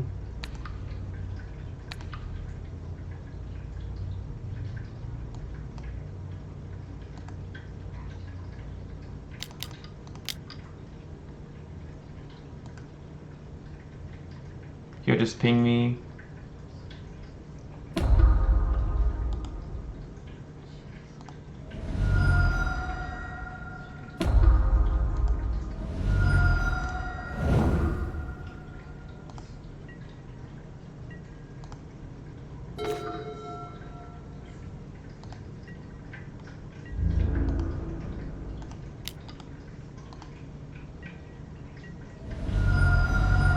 Puts him to 4.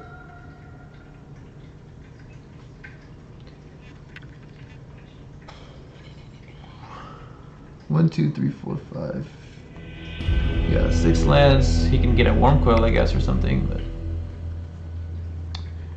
all right. Well, Fulminator, obviously. Alpine Moon, obviously. Dreadvors for sure. Croxus pretty slow, Voidwalker's amazing, Kolaghan's is great, Ragavans are great, Thoughtseize is excellent. It's more of a thing of what to cut instead of what to put. What to put is usually pretty obvious.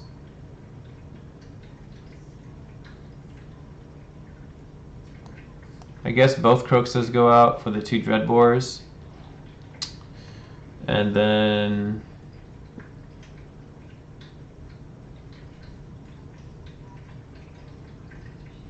Bolt's a little awkward. Bolt is a little awkward here. March isn't bad. It's also removal for Planeswalkers. Tron doesn't have much removal, so the Undying cards aren't as important. The first Undying card is important. You want to see the Undying card first so you can grief turn 1. Something like that, but I guess we can trim a Bolt, maybe an Undying card, maybe a Pyromancer. Kolaghan's is really good. Ragavan, honestly, might seem fine. We can also just essentially turn Fulminator into a Pyromancer, so we can make that trade too. But on the draw, I think this is okay. This hand's pretty good too. We have turn 1 Ragavan into a turn 2 Blood Moon. If it doesn't have a turn 2 Ballista for the Ragavan, we're just winning here. Then after that, we have a turn 3 Voidwalker into Thoughtseize. It's really strong. He mulls 6. Keeps 6. Plays a land with a map. I will fetch. Play my Ragavan.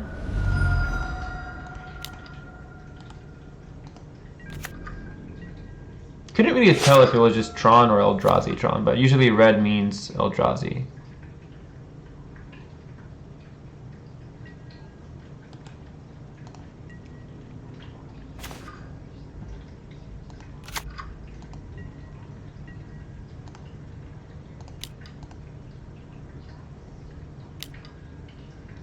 bolts the Ragavan.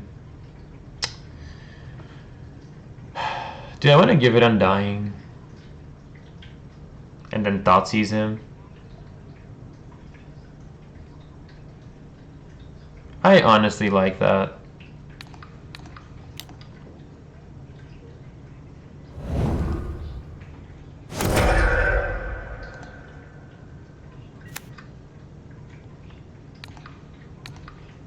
Make sure he doesn't do anything too wild next turn.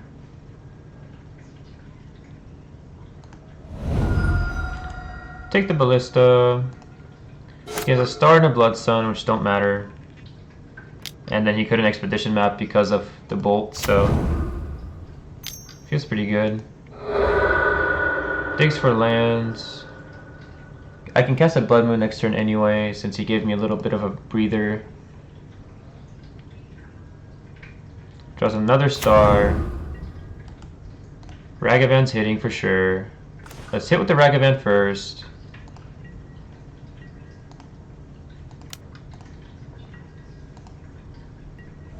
Tron's usually a pretty easy matchup, especially when we find the Blood Moons consistently. We hit a Karn.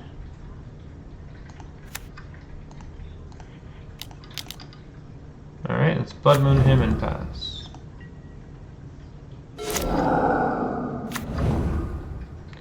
Finds a tower, which is pretty nice for him, if there wasn't a Blood Moon. Pace 3 though. Okay, just a Star. Now Pace 3? What does he have for 3? There's the Blood Sun to draw? Oh, Banefire. Okay. Okay. He has a Blood Sun in hand still. We can hard cast Fury. I'd rather keep it for removal and just cast a Voidwalker here. Dreadbore plus Fury for removal seems pretty nice, and he still just doesn't really have enough lands to do anything Tron wants to do.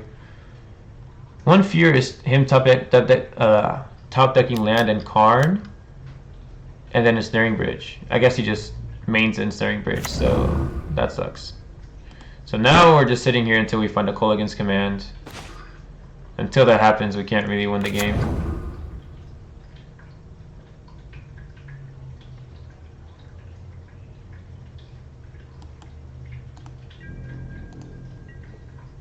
If only that Karn was from Voidwalker, that would be so great.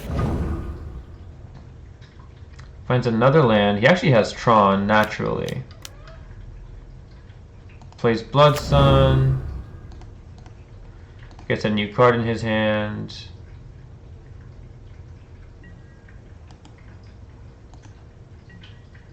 Him hitting the Ensnaring Bridge is so huge here. Well, there's Kolaghan's.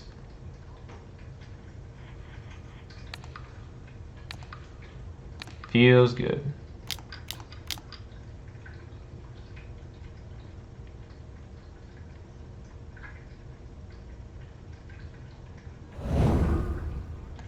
Discards a Boros Signet, so nothing really worth playing from Voidwalker.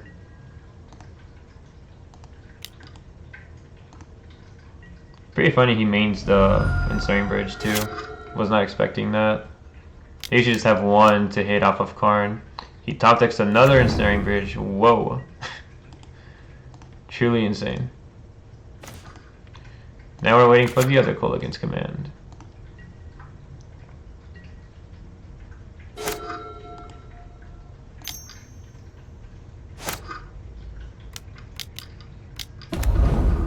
And he hits a Karn. This guy is on steroids.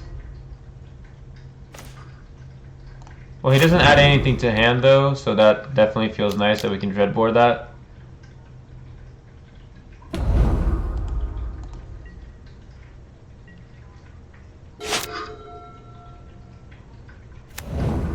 Makes me feel pretty bad I took out Ingot Chewer from the sideboard in this deck.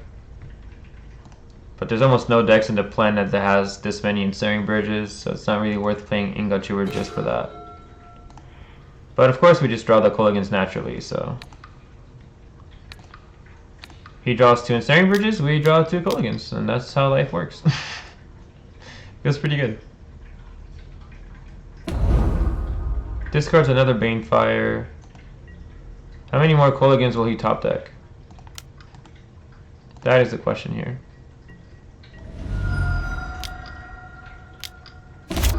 He goes map for whatever.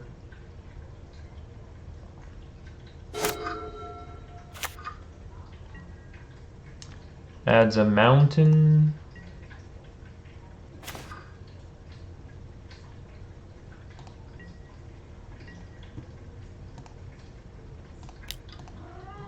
I guess I play out the Fury now to have game on board. That way I can play Pyromancer next turn without losing the Fury.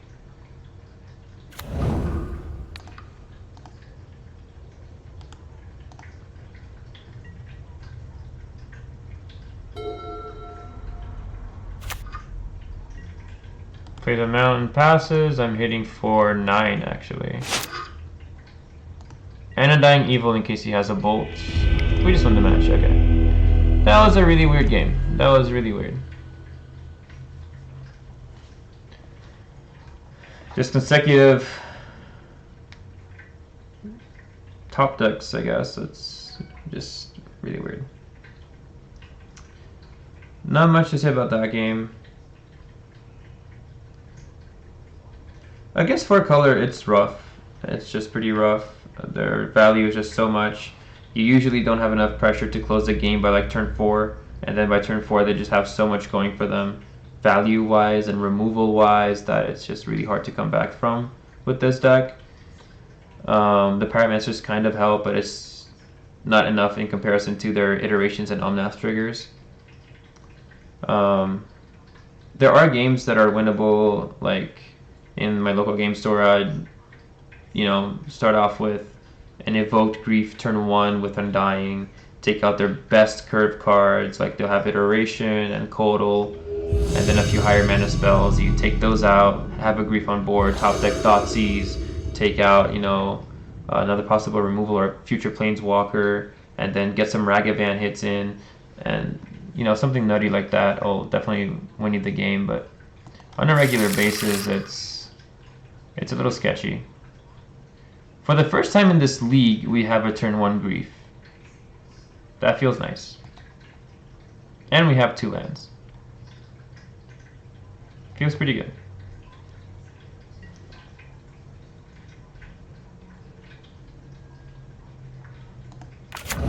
Alright, we have a mountain essentially with the Shadow Skull. So I'm just going to fetch a basic swamp. And evoke the Grief.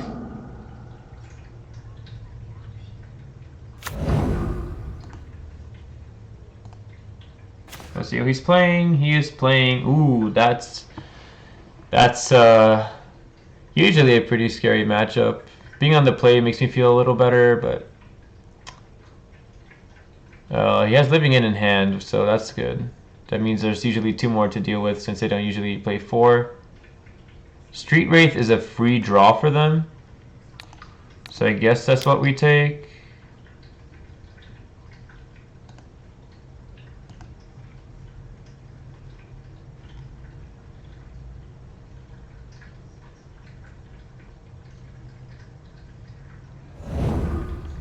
We don't have Voidwalkers in our hand, which makes things a little scary too.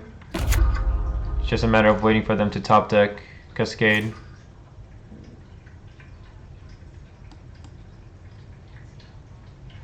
They're all cycle cards. I don't think it matters too much what we take there.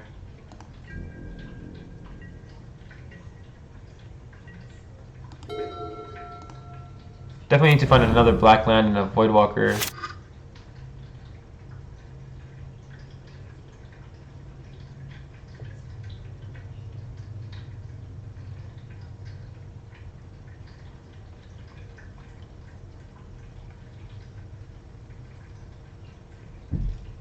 Put a stop in my upkeep for some reason.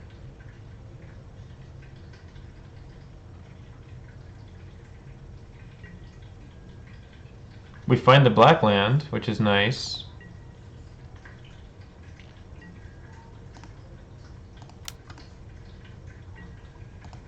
So now if we can top deck a Voidwalker, we can play the Voidwalker.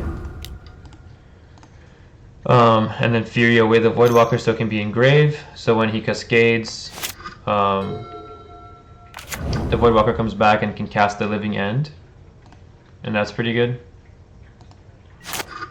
Otherwise, we're still in a pretty iffy position. He has 3 lands now. So we can Thoughtseize and try to take away a Cascade spell. And hope he doesn't have anything else. He still doesn't have it though. Damn, that sucks.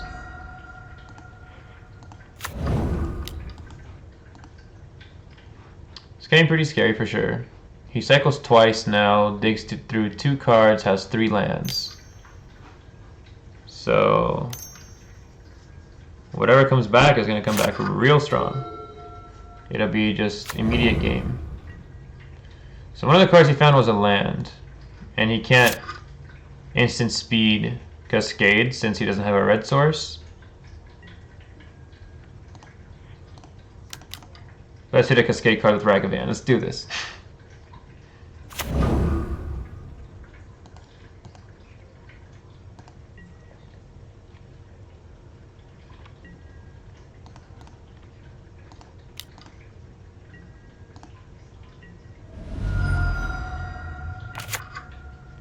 Brazen Borrower. Kind of good he didn't top deck that, I guess, but eh.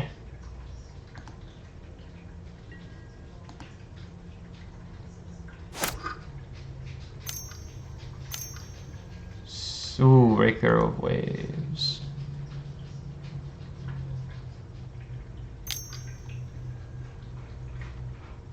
He's really digging here. I'll find it almost impossible to believe he doesn't have Cascade right now. Bringing back like 10 creatures. He doesn't have it. I'm really shocked. Alright, game 2. Getting game 1 against them is huge. So obviously Leylines. Shriekmaws aren't bad. Fulminator to slow them down is kind of funny, but on the draw it's a little worse. Hidetsugu doesn't do too much, but if they take a while to find their Cascade like they did this game, it's nice to just be able to exile their grave.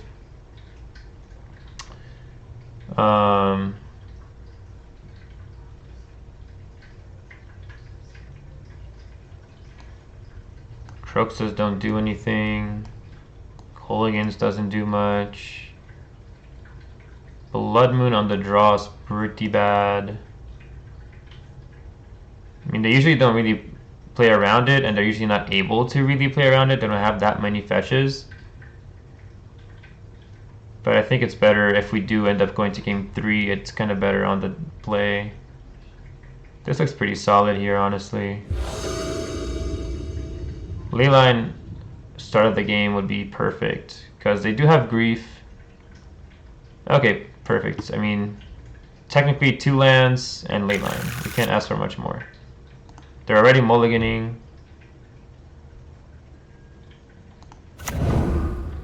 And we start off with Leyline.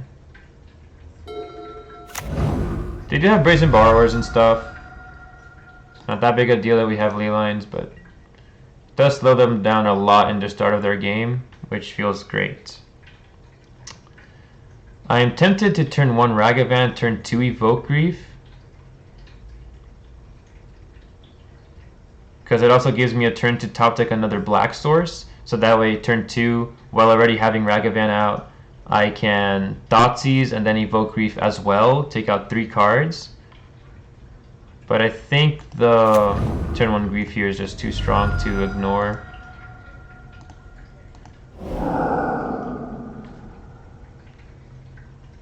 And I can still just dash Ragavan next turn. Subtlety. So that changes things.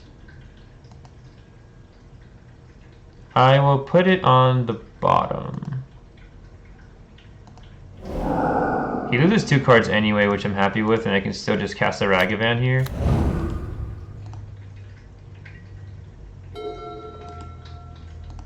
Not too much pressure, but next turn I can Pyromancer if I need to. Okay, he just scoops it up. Alright, last game of the league. Some pretty difficult 2 matches in the start, and some pretty easy 2 matches in the end, so let's see how the last one goes.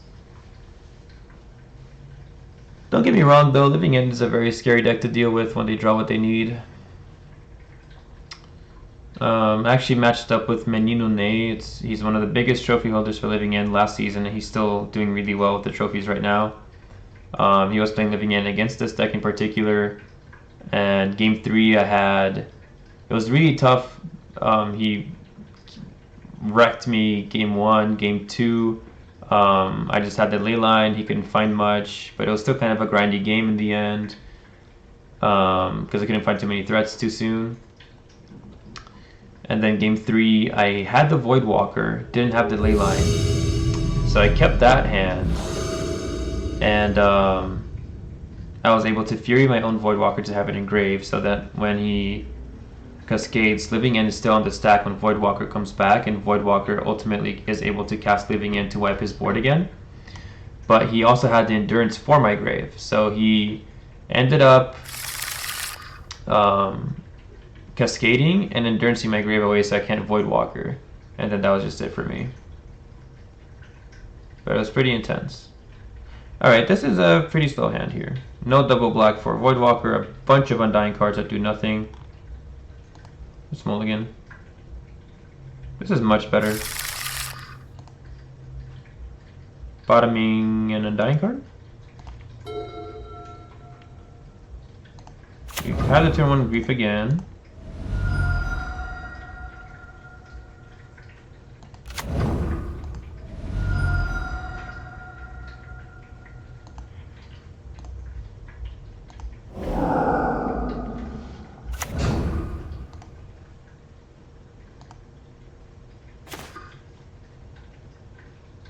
Is this a mirror match? Take the bolts. Undying Evil.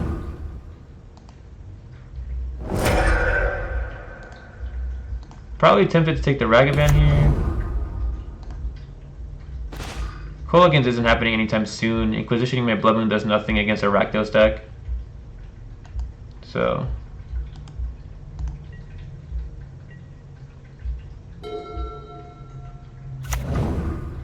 plays a Black Cleave and Inquisitions me.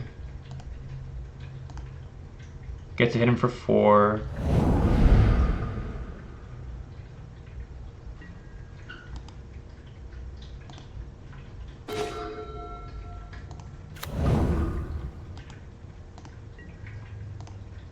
In 2 turns I'm a little worried because of the Colligan's command, but for now it's okay. Plays a Marsh Flats and seems like he'll pass. In case he's also playing Blood Moon, I'll just fetch a Swamp here, not to risk anything. Draw a Fury. So I kind of want to keep the Shatter Skull as a pitch for Fury here. Don't exactly want to play it as a land just yet. Fetches. Also for a Swamp? Or is he going Blood Crypt? Doesn't really matter, I guess. Foundry. He's playing Mardu. Okay. So he has Prismatic Ending and Kaya's Guile for me to worry about. Plays a Mire. Probably looking to do some end step Colligan's shenanigan.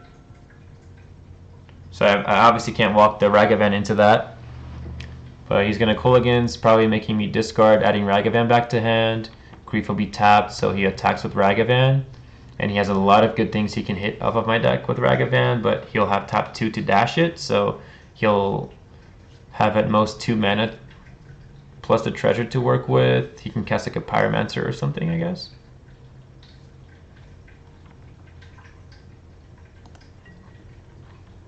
I think I'm still fine with attacking here. Obviously not running the Ragavan into the Kolagins, but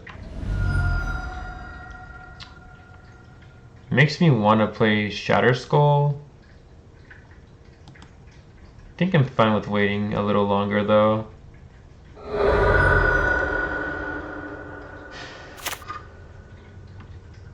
I'm playing around the Kolagins. I'm not playing around the Kazgao, but I can't play around both. Kolagins making me discard. Yep. Adding Ragavan to hand. I'm almost tempted to pitch Fury, but I just pitched the Shatter Skull Smashing.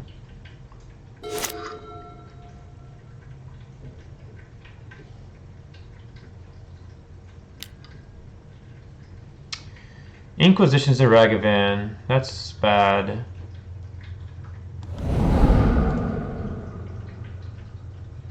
And then Dashes Ragavan. But that won't stop me from hitting him for 4, putting him to 1. He still chooses to do it. I have 1 Bolt in deck. If he hits that, I'll be very sad. Then he'll just be winning. Hits a Kroxa. He can very much cast it. Oh my god, he had the Bolt in hand. Jesus. Well, he definitely drew great. Let's see what else he draws.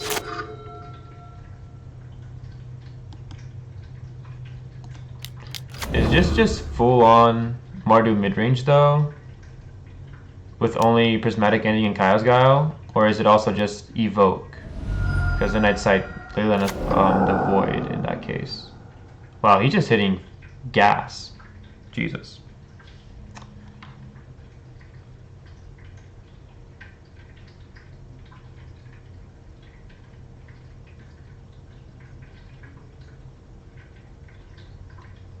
He might just make a full comeback at 5 health here, just from the Ragavan alone. That's insane. Not surprising, I guess, but insane. Now just sit and let him do what he wants. And we're stuck at 2 lands, which is particularly awful. Kicks the Tura. Jesus Christ. So yeah, okay, it's full on just Rakdos midrange without the Lurrus anymore. And we are dead here. Truly insane top decks. So Blood Moon obviously comes out pretty bad. Torak is bad. Shriekmaw kind of bad. Just gets rid of like Ragavans and Darcy's if he plays Darcy's. I didn't see any bobbles or anything. Nothing like that looks like Delirium. Maybe there's Kroxas and stuff. Hinatsugu doesn't seem too bad here. Just a good value card. Take away his Kolagins targets. Exile possible Kroxas and just have a 3/3 to block stuff with.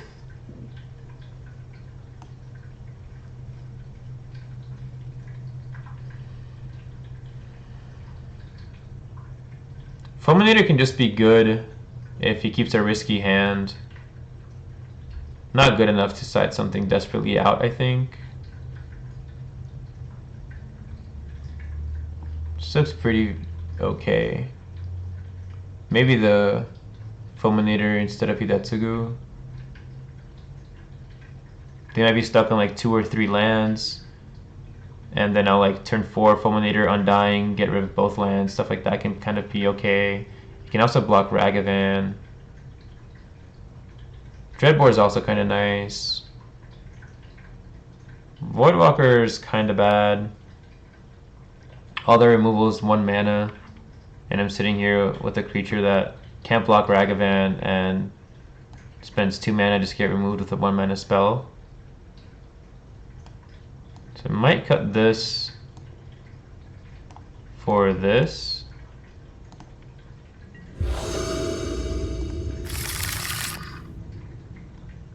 We can keep this. He also keeps.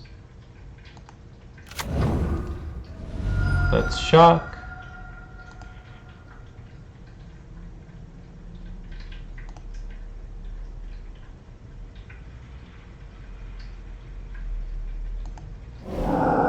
want to keep both Undying cards in case he can't immediately bolt me.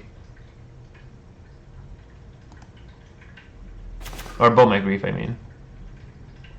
He does run the engine, okay. So it is just full on Spike's list of like Rakdos midrange without the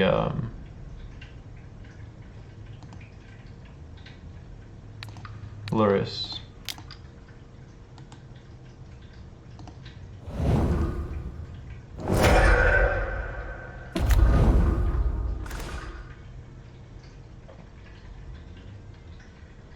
Probably want to take the Voidwalker, but the Darcy just gives him so much room to search his deck for stuff he needs. Probably goes top to Blood Crypt and Bauble here, unless he top decked the Bolt or something. Yeah.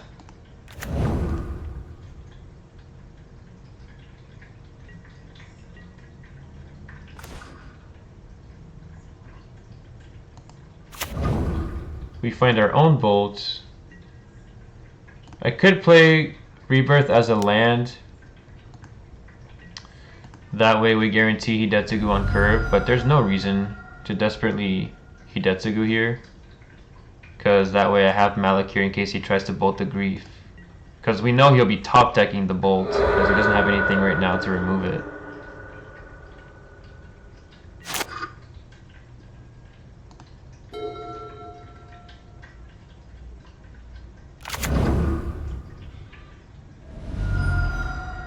He finds a fetch land.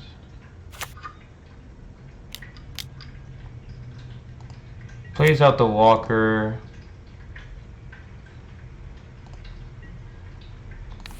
Which I will just bolt. I will not fetch yet to try and find a land here. We do not find a land. So it's going very similar to game 1.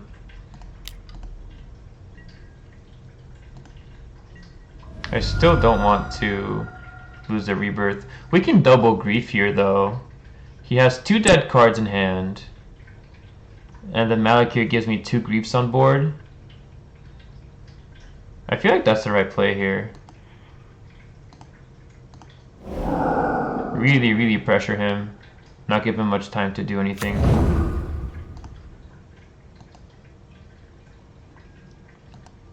He just has a Voidwalker in hand.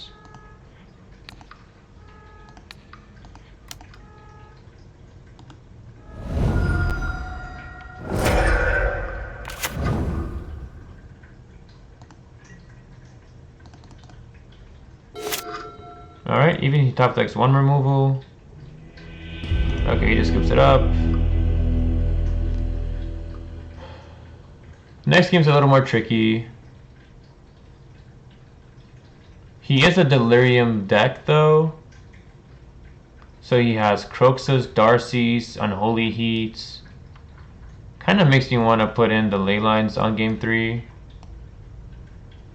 Really makes me feel like it. Cut out a Hidetsugu. All the Voidwalkers on the draw. Because like I said, all his removal is 1 mana. You don't want to waste your turn 2 just to get out-tempoed.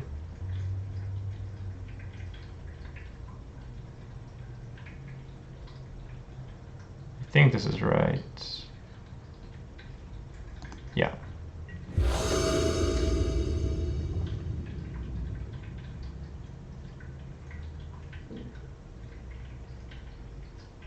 A little slow hand. We can get rid of Voidwalker and still Pyromancer turn 3, which is kind of nice. It is pretty slow.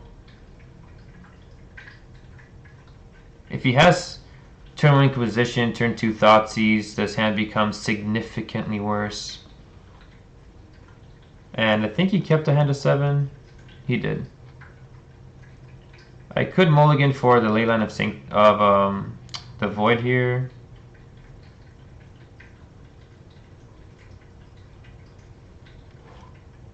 I think this is fine, especially because of Thoughtseize and stuff. Like if he does have that.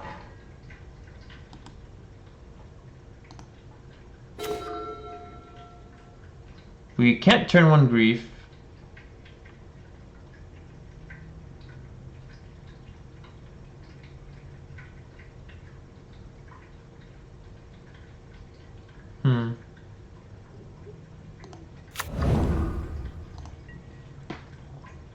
He cannot turn one grief because we don't have a black source.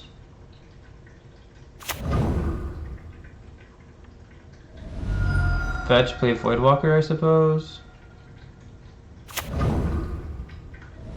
Fetch Shock and play Voidwalker. Or just like Ragavan Darcy or something. Plays Darcy. Inquisition. Oh, just Ragavan, okay.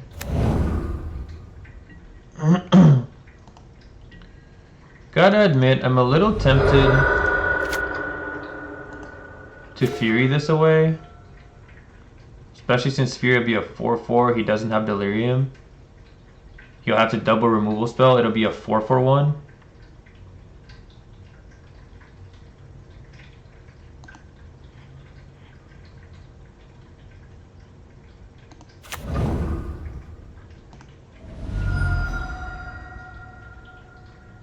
I could actually put that tapped, I spaced out, my bad. Just bluff having a bolt or something, I guess. It's not that big a deal. Just got a little spacey for a second. Whoopsie-doo.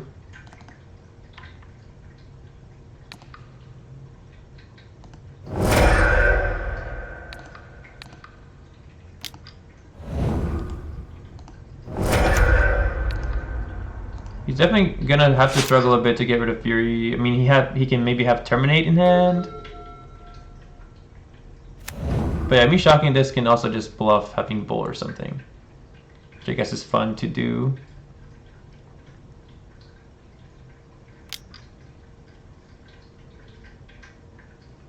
Still haven't seen a Kaya's Guile. I don't know why you'd splash white unless you run Prismatic Ending Kaya's Guile. Just Prismatic Ending doesn't seem as good as having Kaya's Guile. Guile is just such a good card. There it is. So it makes me sack the Fury and make a 1/1. That's fine. We have the Kolaghan's Command. We also draw Thoughtseize here. I don't see a reason for Pyromancer right now. I can pitch it, like, I guess I can pitch the Grief and Thoughtseize. That should be fine, right? I mean, I can just wait. Kolaghan's in his end step at Fury, take my time. But I feel like this is okay here. Keep the pressure going. Dig through the deck for more Undying cards and more answers. We find a Leyline. If we hit a land, we take them off Delirium. So that's pretty nice too. If not, we can just ditch it for Pyromancer. Not a big deal.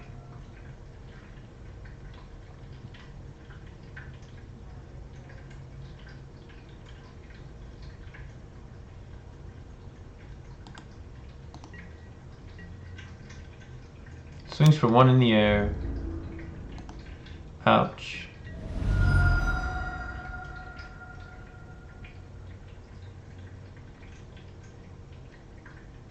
What's he gonna do?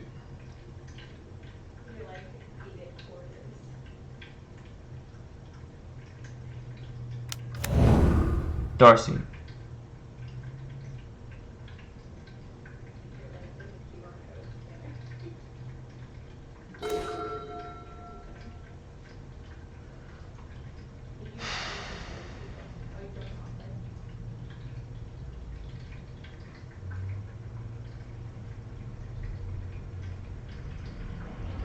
I feel like just hard casting the Leyline here is really strong.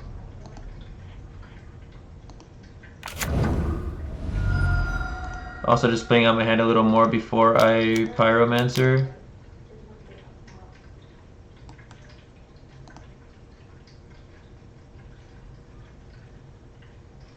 I don't like taking that damage here. Tries to reach Delirium before Leyline resolves, but doesn't. Okay, so now he's never reaching Delirium with anything. Does make me feel good.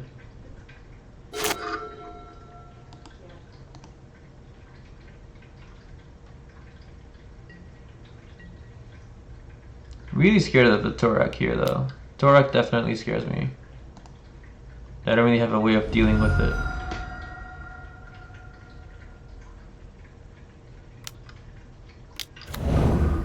Scourge.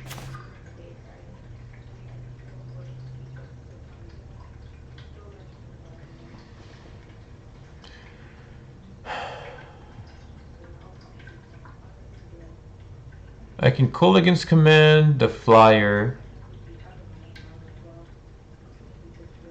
Add Fury to hand. Evoke Fury, exiling Pyromancer, give it Undying. Or actually I can just call against command, add Fury. I have enough to kill everything with Fury alone, so I make him discard instead. The only thing is, like, he has a mana open and 2 cards in hand. If he's saving another Bolt or Unholy Heat, which he should be, that makes it a close to awful play because... Nah, Fury still gets rid of the biggest threats, I guess. So, okay.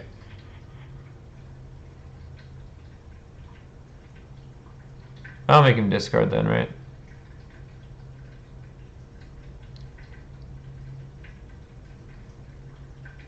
Yeah. Fury back. Make him discard.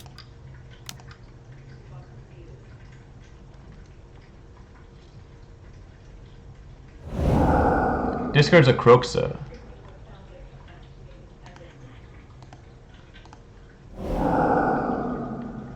Get rid of Scourge.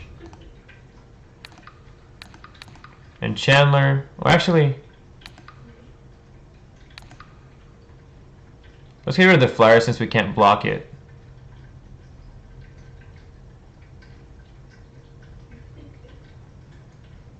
He can't grow the Scourge. He can bolt himself so Scourge gets out of range though, instead of bolting the Fury. That would be kind of bad though, right?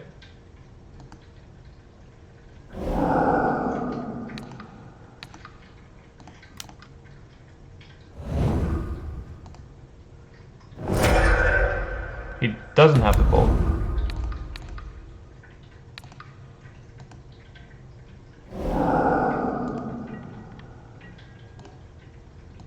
Keep a token up to block a Ragavan dash,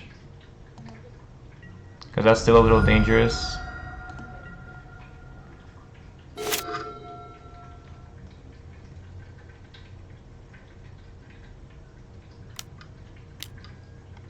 Finds another Scourge and a land. So Scourge is definitely a big boy. A little scary. We find Takenuma. We can end step of his turn, Takenuma the Pyromancer back. We can even also just attack with everything. He trades a Scourge with Fury. Well, not attack with everything. That would be suicidal. He can fetch Shock, make himself go to 13. It's a 7/7. Fury still kills it. He kills Fury. End step Takenuma Fury back to hand. Hope to draw land. Because if I attack with everything, that's a little worse. Because this Scourge actually, I think, will live. Because it'll be a 9/9 and it'll take 8 from Fury. I can also just hold back this turn. Patiently wait. Takenuma back Pyromancer. Draw some cards. And chill. I don't think there's a reason to rush trading Fury for for this Scourge. Also, I have like a bunch of Dreadbores to get rid of it that I haven't drawn yet. So I can just do that as well.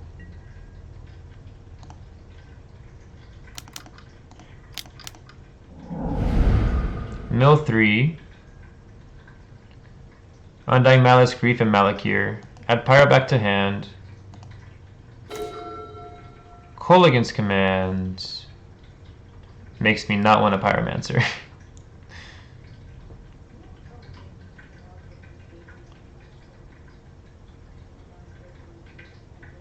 Now I can't attack with Fury.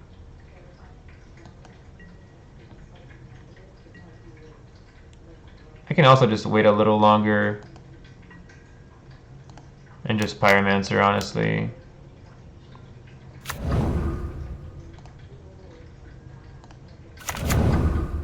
March of Wretched Sorrow and the Dreadbore. Okay, definitely rewarded for waiting with the Fury here. And finds another land. That hurts. That definitely hurts. I am sorry, man. Well, he can make his Scourge huge, so March of Wretched Sorrow wouldn't really work. But I do have the Dreadbore finally, so that's that. Second game we play against Rakdos this month, and we do get it, so sweet. We also got the other game, is what I was trying to say. But yeah, not bad, not bad. Some really rough games at the beginning. Amulet, like I said, is just tough beating the value game. You have to have a really good, just natural hand. You start mulliganing too much, or you have an okay hand, they really just beat you in the mid game before you can get your shit together and, you know, kill them quickly.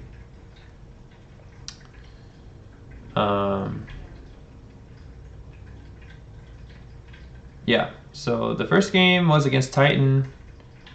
Really funny game one, bottoming the Blood Moon in the starting hand, and then realizing I'm going against Titan, feeling like shit, and then just top decking the Blood Moon from the Pyromancer.